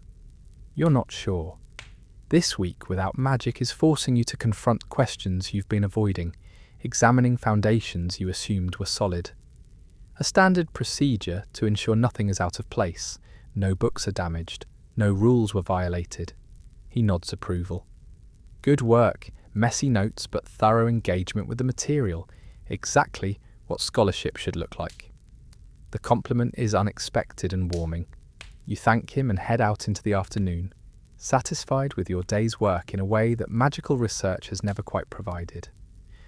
The walk back to your quarters gives you time to think about what you've learned today. Not just dimensional theory, but something more fundamental. That engagement matters.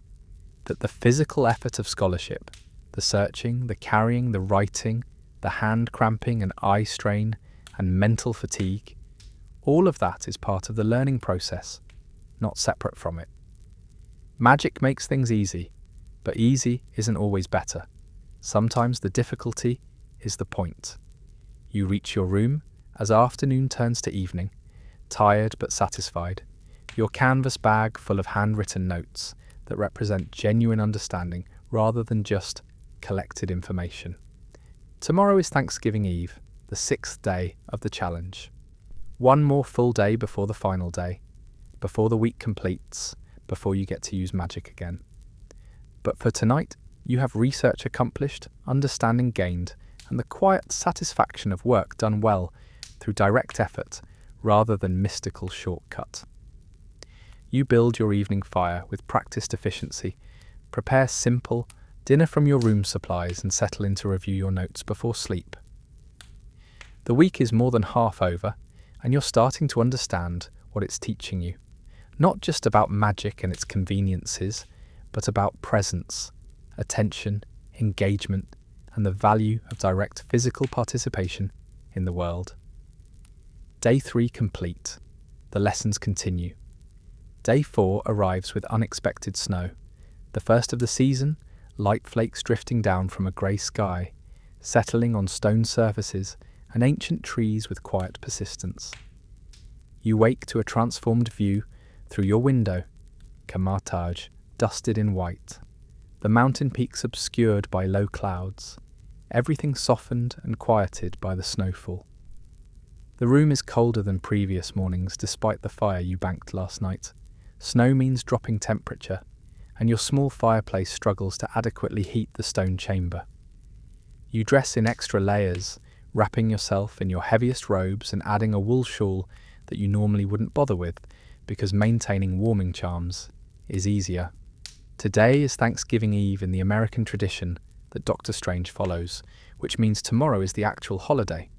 The challenge will complete tomorrow evening, a full 7 days without magic culminating in a Thanksgiving dinner that, according to notices posted around the complex, will be prepared entirely without mystical assistance, which means today is preparation day. A notice has been posted on your door sometime during the night. All students report to Community Kitchen at mid-morning for Thanksgiving preparation duties. Participation expected for all challenge participants. The Community Kitchen is different from the student kitchen or the main staff kitchen. It's a large space designed for group cooking, usually used for festivals and special occasions, equipped with multiple hearths, large work tables, and extensive storage for bulk ingredients. You've never actually been inside it. Magical catering usually handles special occasions, and student participation is rarely required. Today will apparently be different. You eat quick breakfast in your room. The routine is well established now, and head out into the snow. The courtyard is beautiful under its white covering, the fountain creating interesting patterns where falling snow meets rising spray. The ancient stones transformed into something almost magical, despite the absence of actual magic. The walk to the community kitchen building is longer than usual. Snow makes footing uncertain, and you have to walk carefully to avoid slipping on the increasingly icy paths. Other students are making similar careful journeys, everyone heading toward the same destination. The community kitchen is warm and bustling when you arrive. Master Wong is overseeing operations, clipboard in hand, directing the growing crowd of students and junior masters to various stations. The space is enormous, 3 large hearths already burning hot, multiple work tables arranged throughout, shelves and storage areas holding what looks like enormous quantities of food. "Welcome," Wong says as people assemble. "Today we prepare Thanksgiving dinner for 300 people. Without magic, which means we need everyone working efficiently and following instructions precisely." He begins assigning tasks, consulting his clipboard, sending people to different stations. Vegetables prep team, report to table 1. Bread baking team, table 2. Pie crew, table 3. Turkey preparation, that's the advanced team, table 4. General cleaning and support, roaming assignment as needed. You're assigned to the vegetables prep team, along with about 20 other students. Table 1 is covered with enormous quantities of vegetables. Potatoes, carrots, onions, squash, various root vegetables that will become side dishes for tomorrow's feast. Master Hamir, the elderly gardener, is supervising this station. "Welcome," he says, smiling at the assembled team. "Today, we peel, chop, and prepare vegetables. It's simple work, but time-consuming and important. The key is consistency. Uniform pieces cook evenly. Take your time, be careful with the knives, and don't rush." The work begins. You're given a peeling knife and positioned in front of a massive pile of potatoes, probably 50 pounds of them. Your task: peel every single potato. The first potato is easy. The second is fine. By the 5th, you're finding a rhythm. By the 15th, your hand is cramping. By the 30th, you're seriously questioning your life choices. Potato peeling is tedious, repetitive, boring. Each potato must be held, turned, carefully peeled to remove the skin, while preserving as much flesh as possible, then placed in a water bucket to prevent browning. Again and again and again. But around you, conversations develop. The student next to you is working on carrots, and you start chatting about classes, about the challenge, about how much you're both looking forward to using magic again tomorrow night. Across the table, 2 junior masters are debating mystical philosophy while chopping onions. Their debate is punctuated by tears and rubbing of eyes, which adds unexpected comedy to their serious theoretical discussion. Master Hamir moves among the group, offering guidance, correcting technique, sharing kitchen wisdom. Peel away from yourself, always. Wet the cutting board so it doesn't slide. Keep your knives sharp. Dull knives are more dangerous than sharp ones. Don't rush. Speed comes from efficiency, not haste. The pile of potatoes slowly diminishes. Your pile of peeled potatoes slowly grows. Time passes in the repetitive rhythm of the work. Mid-morning break brings tea and small cakes. Someone has already been baking, preparing treats for the workers. You sit with your vegetables team, hands cramping, back sore from bending over the work table, but feeling oddly satisfied by the visible progress of the diminishing potato pile. The student who was working next to you, her name is Priya, you've learnt, says, "I never knew food preparation was this much work. At home, my parents own a restaurant, and I always thought they were exaggerating when they talked about how hard cooking is. I figured they just didn't want to use magic to make it easier. And now, you ask? Now I'm going to apologise to them for every time I complained about helping in the kitchen. This is actual labour." Others share similar realisations. The junior masters, who are debating philosophy, admit they've gained new respect for the kitchen staff, who feed the community every day. Someone else mentions that they're never again going to take food for granted. After break, you're rotated to a different task: chopping onions. This turns out to be significantly worse than peeling potatoes. The onions' sulfuric compounds attack your eyes relentlessly, creating tears that make seeing difficult, and turn the work into a kind of endurance test. Everyone at the onion station is crying. Face is wet, nose is running, the sharp smell overwhelming. "This is terrible," you mutter, wiping your eyes for the 100th time. "But necessary," Master Hammer says, working alongside you, his own eyes streaming. "The onions make the stuffing flavourful. Without them, tomorrow's meal would be bland, small suffering for communal benefit." The philosophical point is probably valid, but your burning eyes don't care about philosophy. The onion chopping takes over an hour. There are truly staggering quantities of onions required to feed 300 people. Your hands smell like onions, your eyes are red and irritated, and you suspect you'll be smelling onions in your sleep tonight. Next rotation, squash. These need to be peeled, de-seeded, and cubed. The work is physically challenging.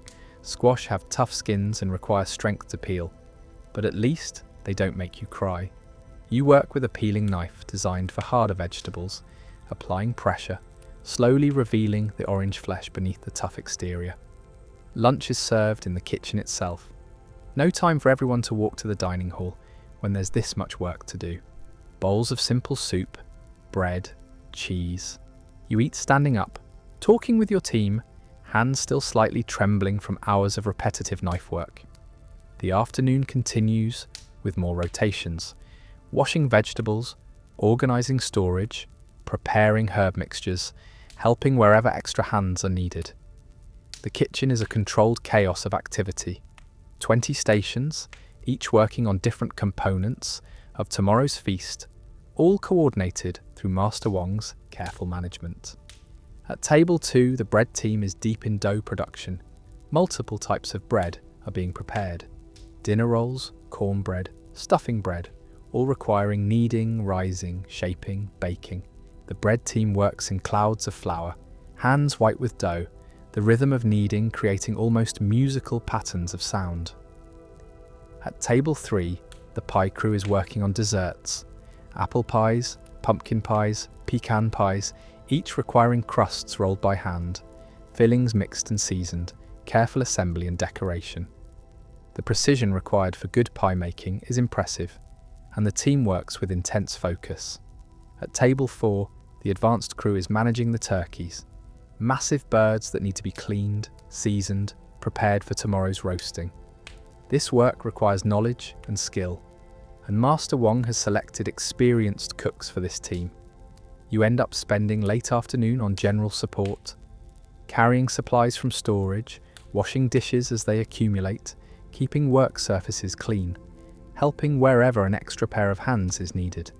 It's not glamorous work, but it's essential, keeping the operation flowing smoothly. By evening, enormous progress has been made. The vegetables are all prepared, stored in large containers, ready for tomorrow's cooking. The bread doughs are rising in covered bowls. The pie crusts are made and chilling. The turkeys are prepped and waiting. Tomorrow's feast is taking shape through hundreds of hours of collective human effort. Master Wong calls everyone together as the workday ends. The community kitchen on Thanksgiving. Eve is more than just a workspace. It's a lesson in collective human endeavour. Every person contributes their particular skills and effort to a shared goal. No one person could prepare a feast for 300 people alone. But together, with everyone contributing, the impossible becomes possible. It's a small-scale demonstration of how human civilization actually works, how people without magical power accomplish extraordinary things through cooperation and collective effort. You work alongside people from completely different backgrounds, students from various countries, kitchen staff who've worked at Kamar-Taj for decades, masters who normally focus on mystical rather than practical matters. The hierarchy of magical ability becomes irrelevant here. What matters is whether you can peel a potato, whether you work steadily, whether you help when someone needs an extra pair of hands. It's democratic in a way mystical training never is. Master Hamir moves through the kitchen like a conductor, not managing exactly, but facilitating, ensuring everything flows smoothly. He knows when to offer guidance, and when to let people solve problems themselves. He has a gift for gentle teaching, for showing rather than telling, for allowing natural consequences to provide lessons. You find yourself watching him as much as doing your assigned work, learning from his example about what real mastery looks like. Not mystical power, but deep understanding and patient skill. The kitchen is a mess, flour everywhere, vegetable scraps piled high, dishes stacked in washing tubs, every surface showing signs of the day's intensive work. But the chaos is productive chaos, the mess of genuine accomplishment. "Thank you all," Wong says, his voice carrying across the tired group. "Today, you've experienced what many people do every day, preparing food for community, working together without mystical shortcuts, contributing labour to communal well-being. Tomorrow, we'll complete the cooking and serve a feast prepared entirely through human effort. And when you eat tomorrow's meal, I want you to remember today's work. Remember how much effort goes into feeding people. Remember the collective labour that makes communal life possible." He pauses, looking around at the flour-covered, vegetable-stained, exhausted group. "You all did well, better than I expected for people who rarely cook. Get rest tonight. Tomorrow we finish this properly." The group disperses slowly. Everyone tired, everyone marked by the day's work. You walk back to your quarters with several other students, all comparing onion-chopping war stories, laughing about the disasters and small triumphs of the day. Back in your room, you discover that your hands smell permanently of onions despite washing them multiple times. Your robes are stained with various food substances. Your body is tired in a completely different way than combat training or research produces, a deep physical fatigue from sustained manual labour. You wash as well as you can, change into cleaner robes, and sit by your fire eating simple evening meal from your remaining stores. Tomorrow is Thanksgiving Day, the 7th and final day of the challenge. Tomorrow you'll complete the feast preparation, serve dinner to the community, and at midnight the challenge will officially end. You can use magic again at midnight tomorrow. The thought should be exciting. You've been looking forward to convenience, to effortless movement, to all the magical shortcuts you've been missing. But sitting here tonight, tired from honest work, hands smelling of onions, body marked by labour, you find yourself feeling conflicted. Magic will make things easier again. But will that be better? You're not sure anymore. You fall asleep thinking about potatoes and onions and the collective effort required to feed 300 people, and your dreams are filled with kitchen chaos and the satisfaction of work shared among community, no magic required. You wake on day 7 to clear skies, and the smell of cooking already wafting through Kamar-Taj's corridors. The community kitchen must have started before dawn, fires lit early, the final preparation of Thanksgiving feast beginning in the pre-dawn darkness. Today is Thanksgiving Day. Today is also the final day of the challenge. At midnight tonight, 7 full days without magic will be complete, and Dr. Strange's challenge will officially end. You dress and head immediately to the community kitchen without bothering with breakfast in your room.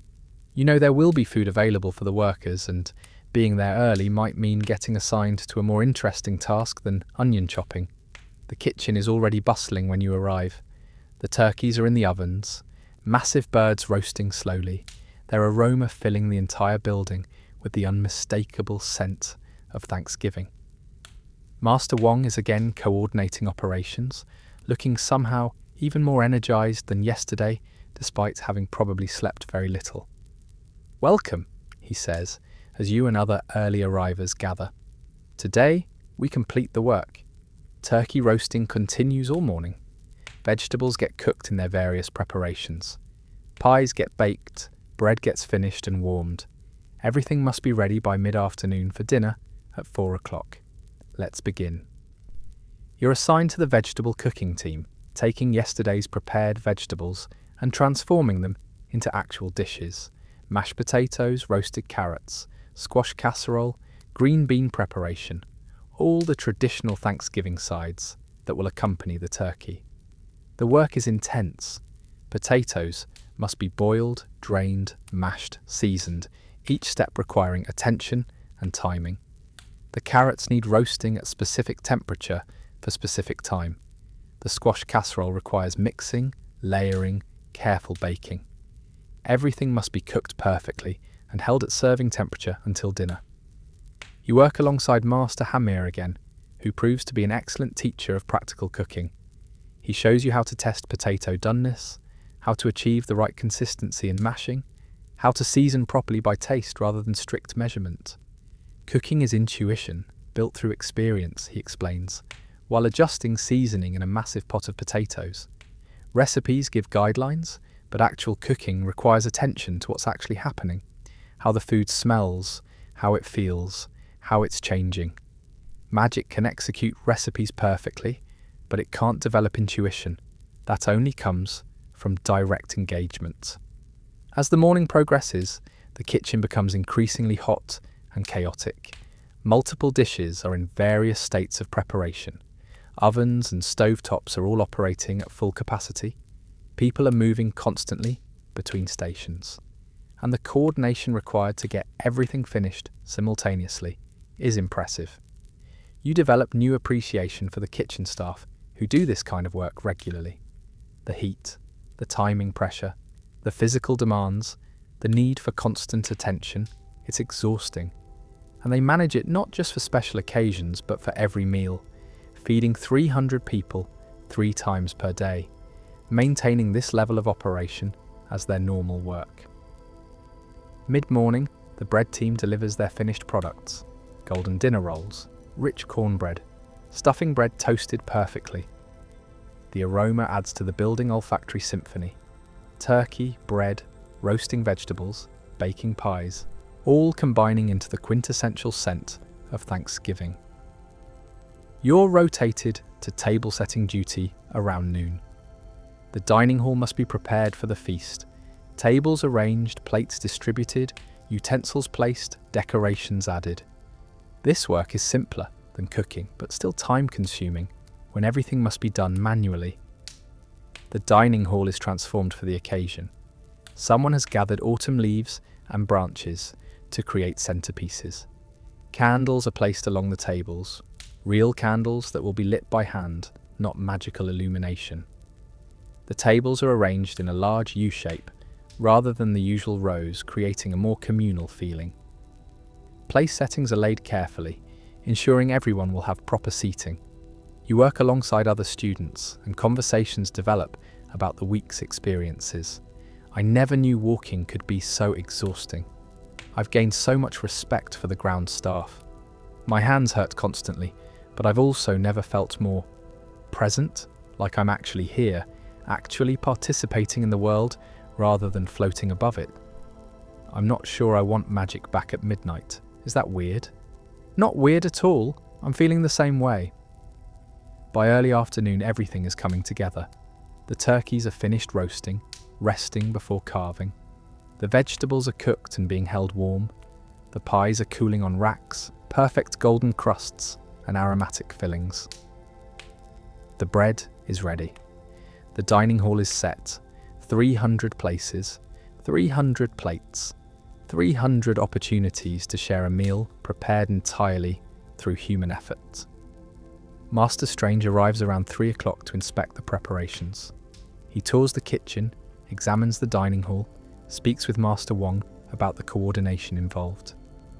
You watch from your position at the vegetable station as he takes in the scope of what's been accomplished. Remarkable, you hear him say to Wong. Absolutely remarkable. And everyone participated. Nearly everyone.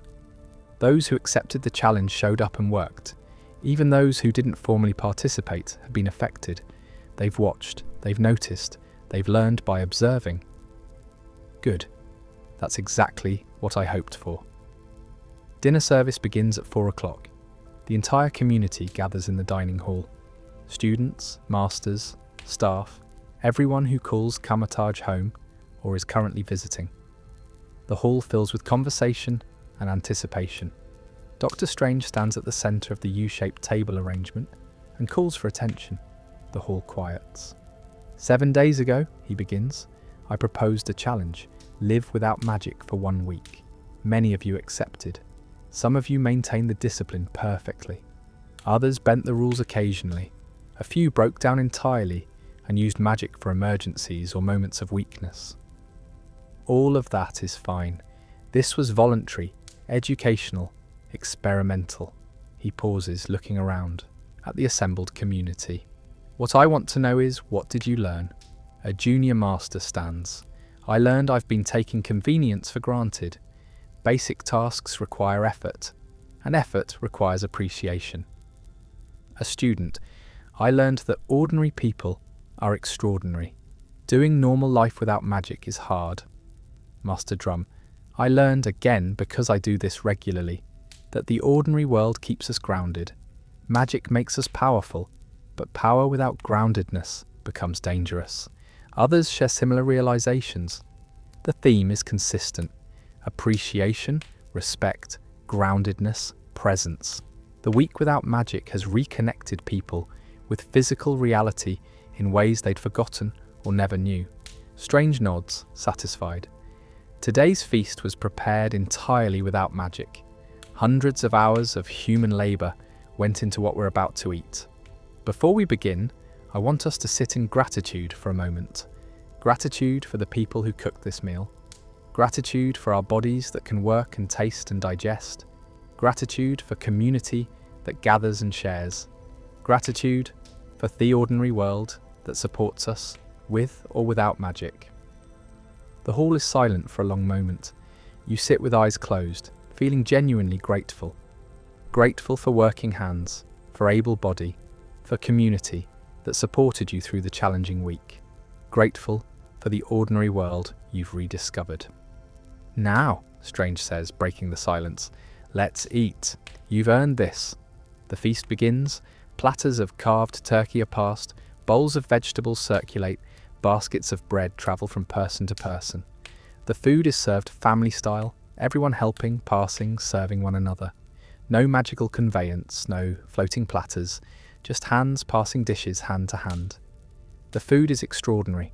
The turkey is perfectly roasted, juicy and flavourful, seasoned with herbs that someone carefully selected and mixed. The mashed potatoes are creamy and rich, butter and cream added by hands that measured and stirred. The roasted carrots are caramelised and sweet, timed perfectly through someone's patient attention. Every dish is excellent, prepared with care and attention, seasoned by the collective effort that went into its creation. But more than the taste, what makes this meal extraordinary is the awareness of what it represents. Every bite contains hours of human labour. The turkey represents someone's patient work preparing and monitoring the roasting. The potatoes represent your own hand cramping, peeling and mashing. The bread represents the kneading and rising and careful baking. Nothing appeared effortlessly. Everything required time, attention, skill and care. This is what Thanksgiving means, you realise. Not just eating good food, but understanding and appreciating the work that made the food possible. Being grateful, not just for the meal, but for the hands that prepared it. Recognising that abundance isn't natural or automatic. It's created through labour, maintained through effort, shared through generosity. The feast is delicious, but the gratitude is what makes it meaningful. You eat slowly, savouring each bite, talking with those around you about the week's experiences. People share what they learned, what surprised them, what they'll carry forward. The conversation isn't forced or formal. It flows naturally from shared experience, from genuine connection, from having worked together toward a common goal. This is community, you realise. Not just people who live in the same place, but people who've laboured together, struggled together, created something together, juicy and flavourful. The mashed potatoes are creamy and rich. The roasted carrots are caramelised and sweet. Every dish is excellent, prepared with care and attention, seasoned by the collective effort that went into its creation. You eat slowly, savouring every bite, talking with those around you, laughing, sharing stories from the week's challenges. The atmosphere is warm, convivial, genuinely celebratory. This is Thanksgiving as it should be. Community gathered, sharing food and gratitude, present with one another. Dessert arrives, pies in multiple varieties, each slice perfect, served with real whipped cream that someone hand-whipped this morning.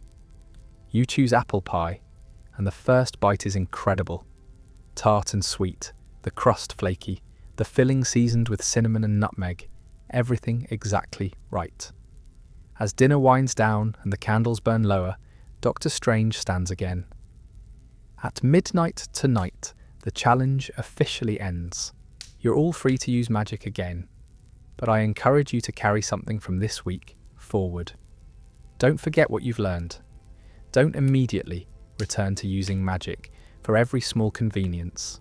Stay grounded, stay present, stay grateful for the ordinary world and the ordinary people who maintain it every single day without our advantages. The evening continues with informal gathering, people lingering over tea, conversations flowing, the community present together in a way that feels different from usual formal gatherings. There's a warmth, a connection that might be the result of shared challenge, shared work, shared accomplishment. You help with cleanup, a massive operation involving hundreds of dishes, the entire dining hall, the community kitchen. The work continues late into the evening, everyone pitching in, maintaining the spirit of shared labour one more time. By 11 o'clock, cleanup is largely complete. You return to your room tired, satisfied, ready to rest. The fire is banked, your bed is welcoming, and tomorrow you can sleep in because there are no formal obligations scheduled. Strange has given everyone the day after Thanksgiving, off to recover from the feast and the challenge week. You lie in bed as midnight approaches, thinking about the week. 7 days without magic. 7 days of walking everywhere, carrying everything, cooking manually, cleaning by hand, living at human speed in a human body. 7 days of discovering what you'd forgotten or never known. At midnight, the challenge will end. You could get up and immediately test your magic, open a portal, conjure light, use telekinesis, prove to yourself that your abilities are still there. Many people probably will, but you stay in bed, warm under blankets, watching the fire glow in the darkness, feeling no particular urgency to rush back to magic immediately. The clock tower bells ring midnight across the sanctuary, 12 slow, deep tones marking the completion of 7 days. The challenge is over. You close your eyes and sleep, your magic still unused but available again, waiting for tomorrow when you'll face the question of how much of this week's lessons you'll carry forward into your magical life. For tonight, you're just a tired human, grateful for rest after a long week, satisfied by honest work honestly completed. Day 7 complete, the challenge is finished, but something has fundamentally shifted in how you understand the world, how you relate to your body, how you think about power and gratitude, and what it means to be human before being a sorcerer. Tomorrow you can use magic again, but tonight, lying in bed after Thanksgiving Day, full of good food and good company and good work, you find yourself grateful for the week without magic, grateful for the tiredness in your muscles that speaks of honest labour, grateful for the calluses forming on your hands that show engagement with the physical world, grateful for the slowness that allowed you to actually see Kamar-Taj, actually know your fellow students, actually understand what it takes to simply live. This is the gift of Thanksgiving, you realise, not the feast itself, but the awareness that makes you grateful for the feast, not the holiday, but the practice of noticing and appreciating and giving thanks for things you usually take for granted. The work of hands, the effort of bodies, the labour of others, the simple gift of being alive and capable and part of a community. You fall asleep thinking about tomorrow when magic returns, and you wonder how you'll use it differently now, how you'll balance power with presence, efficiency with engagement, mystical capability with human groundedness. You don't have all the answers yet. But you know that this week has taught you something essential, something that will inform your magical practice for years to come. Gratitude isn't just feeling thankful, it's seeing clearly what deserves thanks. It's recognizing the work and care and effort that goes into everything you receive. It's understanding that abundance isn't natural or automatic. It's created through labor, maintained through attention, shared through generosity. That's the lesson of Thanksgiving. That's the gift of this challenge. That's what you'll carry forward into tomorrow and all the days that follow. The challenge is finished.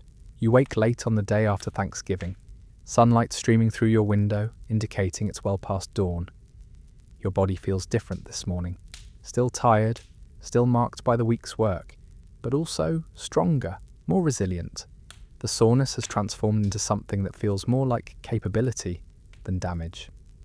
Your first thought is, I could portal to the bathroom. Your second thought is, but I don't need to. You stand, stretch, and walk to your door like you have every morning for the past week. The corridor outside is quiet. Most people are apparently sleeping in, taking advantage of the day off to recover from the challenge week and the feast preparations. In the communal bathroom, you notice something interesting. All the magical conveniences are still disabled. The self-warming water, the auto-cleaning features, the mystical mirrors that adjust to show your best angle, all offline. Someone has made the choice to keep the facilities in manual mode for at least one more day, extending the challenge's conditions voluntarily. You wash with cold water. You're used to it now, and the shock of it wakes you more effectively than any mystical alertness spell. You shave carefully with a mundane razor, brush your teeth with a manual brush, tend to all the basic hygiene tasks that you've been relearning this week. The routine feels normal now, not challenging, just part of your morning. Back in your room, you build your morning fire. The process is automatic now, your hands remembering the exact sequence of kindling, placement, strike angle. Within minutes you have a good fire going, warming the room efficiently. Breakfast is a question. You could go to the dining hall, but you suspect the kitchen staff are exhausted from yesterday's feast and probably providing only minimal service today. You could cook something elaborate in the student kitchen to test your newfound skills, or you could keep it simple and prepare something in your room. Simple wins. You heat water for tea over your fire, toast bread on a long fork, eat with butter and jam you've been saving. The meal is modest but satisfying, and preparing it takes maybe 20 minutes. Quick enough to be practical, slow enough to be meditative. While eating, you think about the day ahead. You could spend it catching up on studies, returning to advanced magical practice, working on your research project. Or you could use it as a rest day, giving your body time to fully recover from the week's demands. But there's another option emerging in your mind. You could help with something. The groundskeeper is probably still working despite the general day off. Grounds maintenance doesn't pause for holidays. The kitchen staff could probably use help cleaning up from yesterday's feast. The library never closes. There's always work that needs doing at Kamar-Taj, ordinary physical work that makes the sanctuary function. You decide to check in with the groundskeeper. His work has impressed you this week. You've watched him sweeping, raking, maintaining paths and stairs with patient, persistent effort. And now that you understand how much work those tasks require, you feel inclined to offer assistance. You find him in the courtyard, sweeping the steps as always, his broom moving in practiced arcs. The overnight snow has melted in the morning sun, leaving wet leaves and debris that need clearing. "Good morning," you say, approaching. He looks up surprised. "Good morning. Sleep well after the feast?" "Very well. I wanted to ask, could you use help today? I'm free and I learned some basic maintenance skills this week. I'm not expert, but I can follow instructions." He pauses, clearly not expecting this offer. "You want to help with groundskeeping, voluntarily?" "Yes. The challenge showed me how much work goes into maintaining this place, and I'd like to contribute, if you're willing to teach me." His expression warms. "I'd be honoured. And yes, there's always work that needs doing. Can you handle a rake? I've learned, you say, smiling. He leads you to the tool shed, the same maintenance building you've walked past hundreds of times without entering, and shows you his organised system. Different brooms for different surfaces, rakes for various purposes, tools for specific tasks. It's similar to your own research organisation, you realise, just applied to physical implements rather than books and scrolls. He assigns you to raking the training ground area, which accumulated significant leaf fall during the snowy day yesterday. He gives you a flexible rake and explains the technique. Long strokes, even pressure, gathering into piles that can be collected efficiently. Simple work, but work that matters. You spend the morning raking. The training ground is large and the work takes several hours, but you settle into the rhythm easily. Your body remembers this pattern from the week's various manual tasks. The repetitive motion is meditative, and your mind wanders pleasantly while your body works.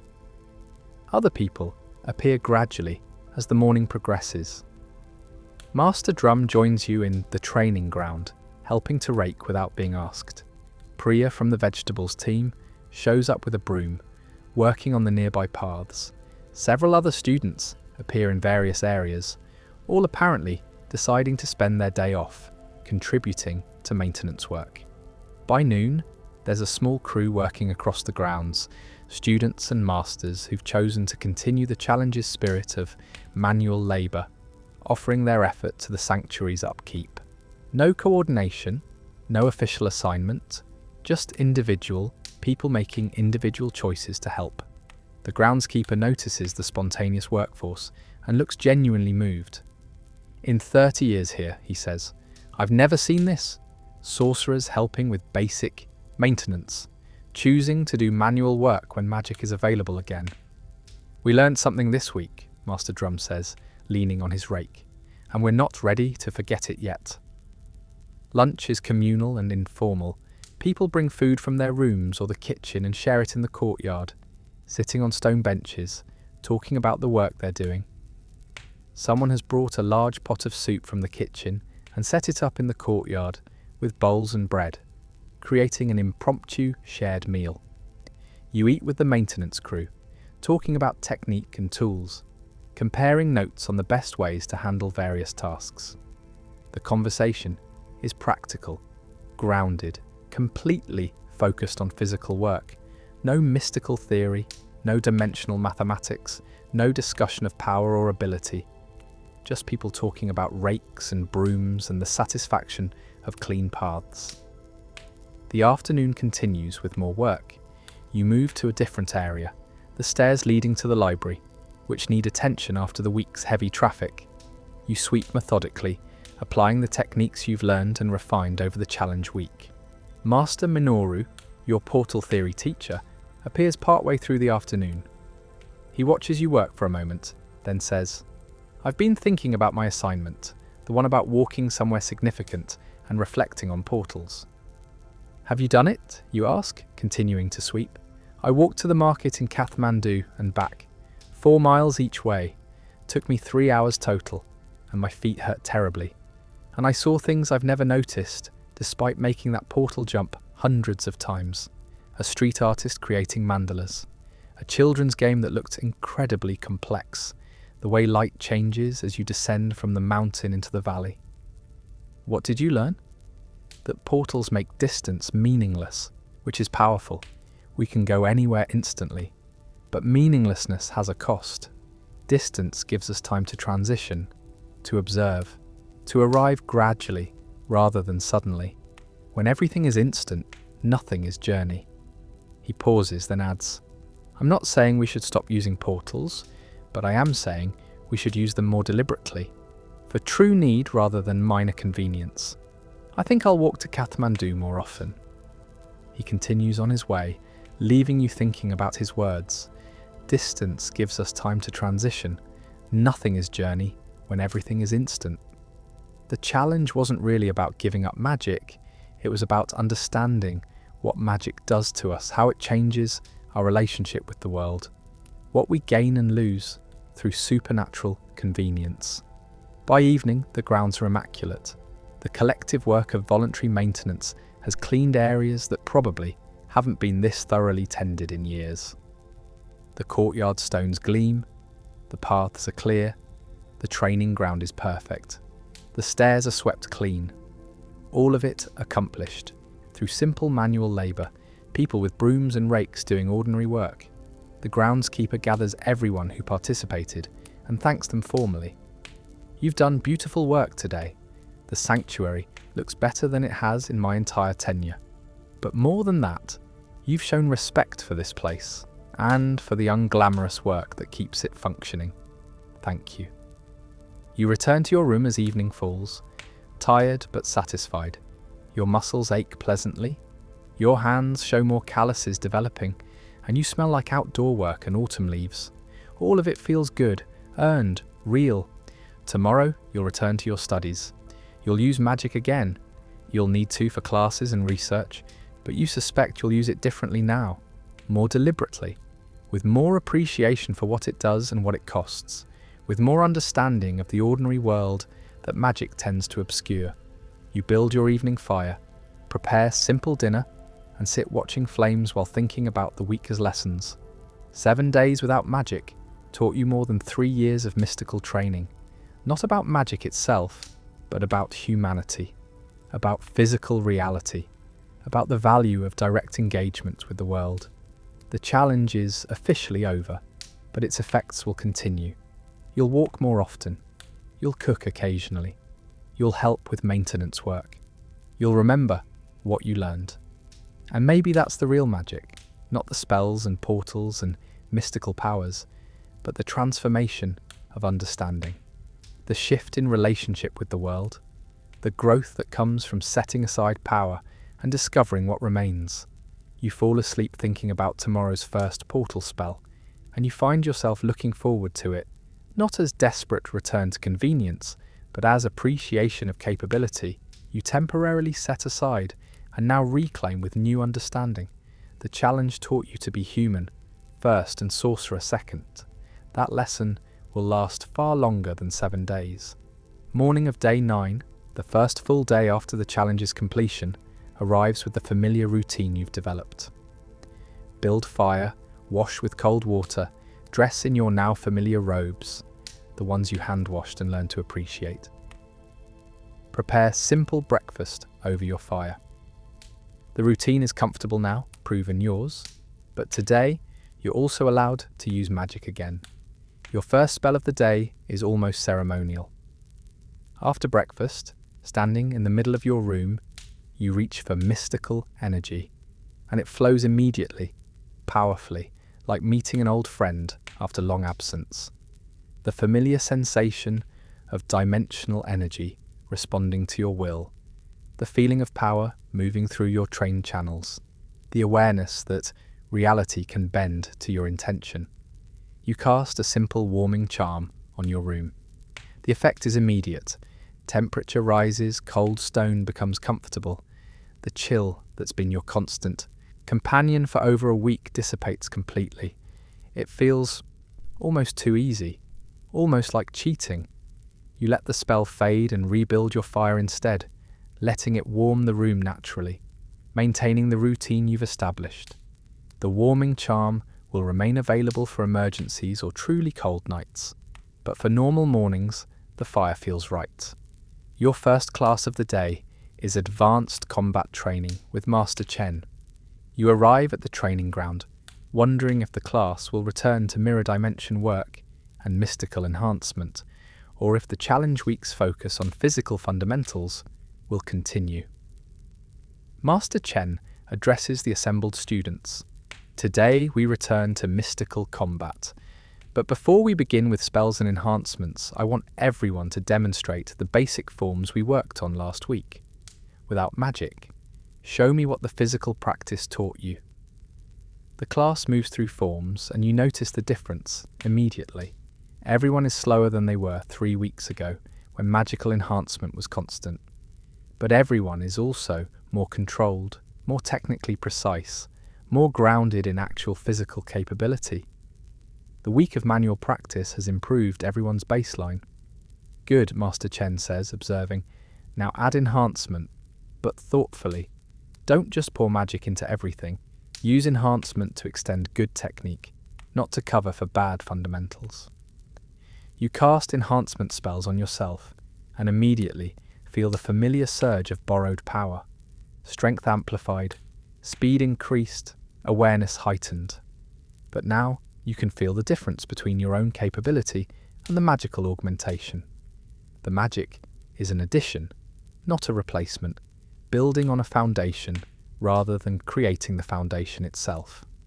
The sparring that follows is different from pre-challenge training. You're using magic again, yes, but more deliberately. Enhancement to extend reach, not to eliminate technique. Mystical weapons to add versatility, not to avoid physical skill. The magic serves your combat ability rather than replacing it. After class, Master Chen calls you aside. You've improved more in the past week than in the previous month. Your fundamentals were weak. We both knew that. But you were covering the weakness with heavy magical enhancement. Now you're actually developing skill. Should I continue physical practice even with magic available, you ask? Absolutely. 1 day per week minimum, train without any magical assistance. Maintain the connection to your baseline capabilities. Power without foundation eventually collapses. The advice feels important, and you make a mental note to schedule regular, physical-only training into your weekly routine. Next obligation is library research. You could portal directly there. It would be so easy. Just a gesture and a step through dimensional space. Instant arrival. But you think about Master Minoru's words. Distance gives us time to transition, to observe, to arrive gradually rather than suddenly. You walk to the library instead. The walk takes 15 minutes, but you notice things you've been seeing all week, but somehow understanding differently now. The way morning light angles through the courtyard, the sound of fountain water, which has its own rhythm and variation, the texture of stone beneath your feet, the way wind moves through the ancient trees. When you arrive at the library, you're present in a way that instant portal arrival never allowed. You've transitioned from your room to this space gradually, your mind catching up with your body's journey. The research proceeds differently today. You could use magical transcription again. No one would judge you for returning to efficient methods. But you remember the insight from forced handwriting. Engagement matters. Physical effort aids understanding. Slowness has value. You compromise. Handwrite your primary notes, the core ideas that need deep understanding. Use magical transcription for secondary information, reference materials, things you need recorded but don't need to integrate immediately. Balance efficiency with engagement. The work takes longer than pure magical methods, but the understanding is better. You're actually thinking about what you're recording, synthesizing rather than just collecting, building knowledge rather than just accumulating data. By midday, you've filled another notebook with handwritten notes and captured supporting materials through transcription. The combination feels right. Magic serving your scholarship rather than replacing your engagement with it. Lunch is in the dining hall, and you walk there, continuing your practice of movement without shortcuts. The dining hall is returning to normal service. Kitchen staff are back to their regular routines, using magical assistance again for efficiency. But you notice they're also using more manual methods than they did before the challenge. You collect your food, simple soup and bread, and sit with Priya and several other students who participated in the challenge week. Are you all using magic again? Priya asks the table. Mixed responses. Some people have returned to full magical convenience immediately, portaling everywhere, conjuring everything, grateful to have shortcuts back. Others are being more selective, using magic deliberately rather than automatically. A few are continuing the challenge voluntarily, choosing to live without magic for another week or month to deepen the lessons. I'm using magic, you say, but differently, more thoughtfully. Walking instead of portaling when time allows, cooking occasionally, helping with maintenance work. The magic is there when I need it, but I'm not treating it as my default solution to everything anymore. Others nod agreement. The consensus seems to be that the challenge changed something fundamental in how people relate to their magical abilities. Not everyone will maintain the changes long term, probably, but for now, there's greater awareness, more intentionality, deeper appreciation for both magical and mundane capabilities. The afternoon brings free study time. You return to your room, walking naturally, and face several hours of open schedule. You could spend it on mystical practice, advancing your skills, catching up on the week without formal magical training. Or you could do something else. You choose something else. Help Master Hamir in the meditation garden. The garden is beautiful after the week's weather. The snow has melted, autumn colours are at their peak, and the space needs attention after a week of minimal maintenance. Master Hamir is working alone when you arrive, tending to plants, clearing paths, preparing the garden for winter's approach. "May I help?" you ask. He looks up, smiling. "Always. Can you rake the gravel paths while I work with the plants?" You collect a rake from the garden's tool shed. Hamir maintains his own tools separately from the general groundskeeping supplies, and begin working on the paths. The technique you learned during Challenge Week applies perfectly here, and you settle into the familiar rhythm of raking gravel, gathering leaves, maintaining the garden's carefully composed aesthetic. Hamir works nearby, pruning, mulching, tending to plants that need attention before winter arrives. You work in comfortable silence, both focused on your tasks, the garden peaceful around you. After an hour, Hamir pauses. "You're different," he observes. "You move differently than you did 2 weeks ago, more grounded, more present. The challenge taught me things," you say, "about physical work, about presence, about the value of direct engagement with the world." Good. That's what Strange intended, I think. Magic is powerful, but it can disconnect us from fundamental realities. Regular practice of manual work keeps us connected. He returns to his plants. "I do this every day. Tend the garden by hand, without magic, even though enchantments could maintain it perfectly. The work itself is the practice. The meditation isn't separate from the maintenance. The maintenance is the meditation." His words resonate. The challenge wasn't separate from your magical education. It was part of it, teaching lessons that mystical training alone cannot provide. You continue working until evening, leaving the garden perfect, every path clear, every plant tended, the space ready to welcome visitors seeking peace and reflection. The work is satisfying in ways that magical maintenance never was. You can see the direct result of your effort. Feel the connection to the physical space. Appreciate the transformation your labour created. Walking back to your quarters as evening falls, you pass Dr. Strange in the corridor. He's walking too, you notice, not portaling, moving through the sanctuary at human pace. "How are you finding the return to magic?" he asks, pausing. "Different than I expected," you admit.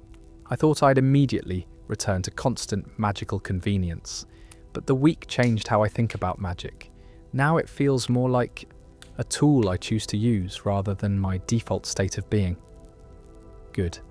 That's exactly what I hoped people would discover. Magic is a tool, even if it's a powerful one. Tools should serve us, not define us. We should remain human first, sorcerer second. Otherwise we become, he pauses, searching for words, detached, disconnected from the world we're supposed to be protecting. "Will you do this challenge again?" you ask. "Every year," Strange confirms. "1 week without magic, usually around Thanksgiving, sometimes longer. It keeps me grounded, reminds me what I'm fighting for. Not mystical abstractions, but actual human life, physical reality, the ordinary world that most people inhabit without any magical assistance at all." He continues on his way, and you continue to your room, thinking about his words, human first, sorcerer second. The ordinary world that most people inhabit, physical reality that underlies all mystical practice. The challenge taught you to be a better sorcerer by first teaching you to be a better human. You build your evening fire, still preferring the manual method, and prepare simple dinner while reflecting on the day. Magic is available again, yes. You're using it again, yes. But you're using it differently, with more awareness, more appreciation, more understanding of what it does and doesn't do. Tomorrow, you'll continue your studies, your training, your advancement toward master status. But you'll also continue walking instead of portaling when time allows, cooking occasionally instead of always conjuring, helping with manual work around the sanctuary, maintaining the connection to physical reality that the challenge week established. The lessons will fade eventually, probably. Habits will reassert themselves, convenience will become tempting, magic will seem like the obvious solution to every problem. But for now, for however long it lasts, you're changed. You're a sorcerer who remembers what it is to be human, and that might be the most powerful magic of all. The days continue at Kamar-Taj, falling into new rhythms that blend magical study with manual practice, mystical training with physical work, power with presence. You attend classes, you practice spells, you advance your research, all the normal activities of a sorcerer in training. But you also walk more than portal, you cook more than conjure, you help the groundskeeper rake leaves, you assist in the kitchen with meal preparation, you volunteer for maintenance tasks that keep the sanctuary functioning. The balance feels right, sustainable, meaningful. Other challenge participants are finding their own balances. Some have returned fully to magical convenience. The week was educational but temporary for them. Others have maintained significant changes, continuing to live largely without magic, choosing human-paced life even with supernatural abilities available. Most are somewhere in between, like you, using magic deliberately rather than automatically, maintaining awareness of the choice involved each time they reach for mystical power. Master Strange watches with approval, occasionally commenting on the changes he sees in how people move, work, and engage with Kamar-Taj's physical spaces. The sanctuary itself seems different, cleaner, better maintained, more cared for, as people who once ignored manual work now contribute to it regularly. And you notice the small satisfactions: a fire well built, a meal properly cooked, a path expertly swept, stairs climbed without complaint. These tiny accomplishments balance your mystical achievements, grounding your power in ordinary capability, connecting your magic to human reality. The November days grow shorter and colder, autumn transitioning toward winter, the season moving forward as seasons do. The leaves continue to fall from Kamar-Taj's ancient trees, covering paths and stairs with their golden red and orange abundance. And you sometimes take a broom or rake and clear them, your hands remembering the motions, your body finding the meditation in repetitive work. May you rest now, sorcerer student, as you've learned to rest this week, not from exhaustion or obligation, but from satisfaction of work completed, day lived fully, presence maintained in body and mind and moment. Let the lessons of the challenge settle into your bones, your muscles, your understanding of what it means to be human before being magical. The fire burns low in your small room, warming the stone, keeping the cold at bay through simple combustion of wood and air. No magic required, just the ancient human technology of controlled flame. The blankets on your bed are heavy and real, woven by actual hands, warmed by your actual body heat. The darkness outside your window is genuine November darkness, thick and complete, punctuated only by stars and the occasional window light from other sorcerers settling into their own evening routines. Tomorrow will bring more choices, portal or walk, conjure or cook, magic or manual. But tomorrow is tomorrow's concern. Tonight, you rest in the knowledge that you can handle either the mystical or the mundane, the powerful or the ordinary, the supernatural life of a sorcerer or the simple life of a human. Good night, student of Kamar-Taj. Good night, walker of paths both mystical and physical. Good night, wielder of power who remembers the value of ordinary effort. May your sleep be as deep as earned fatigue, as peaceful as clean spaces, as restorative as properly built fires burning through cold mountain nights. Let the week's lessons infuse your dreams, the satisfaction of peeled potatoes, the meditation of swept stairs, the connection of hands working wood and water and earth. The ancient sanctuary watches over you as it has watched over countless students before you, its stones holding centuries of footsteps, its halls echoing with generations of learning, its spaces maintained by seen and unseen labour, magical and mundane, all woven together into the tapestry of this place where humans learn to touch the infinite, while remembering they are finite. Rest well, young sorcerer. The magic will be there in the morning, patient and powerful, waiting for your deliberate choice to wield it or set it aside, to rely on it or rely on yourself, to use it or simply be without it. And perhaps that choice, the awareness that magic is choice rather than necessity, is the deepest lesson of all. Good night.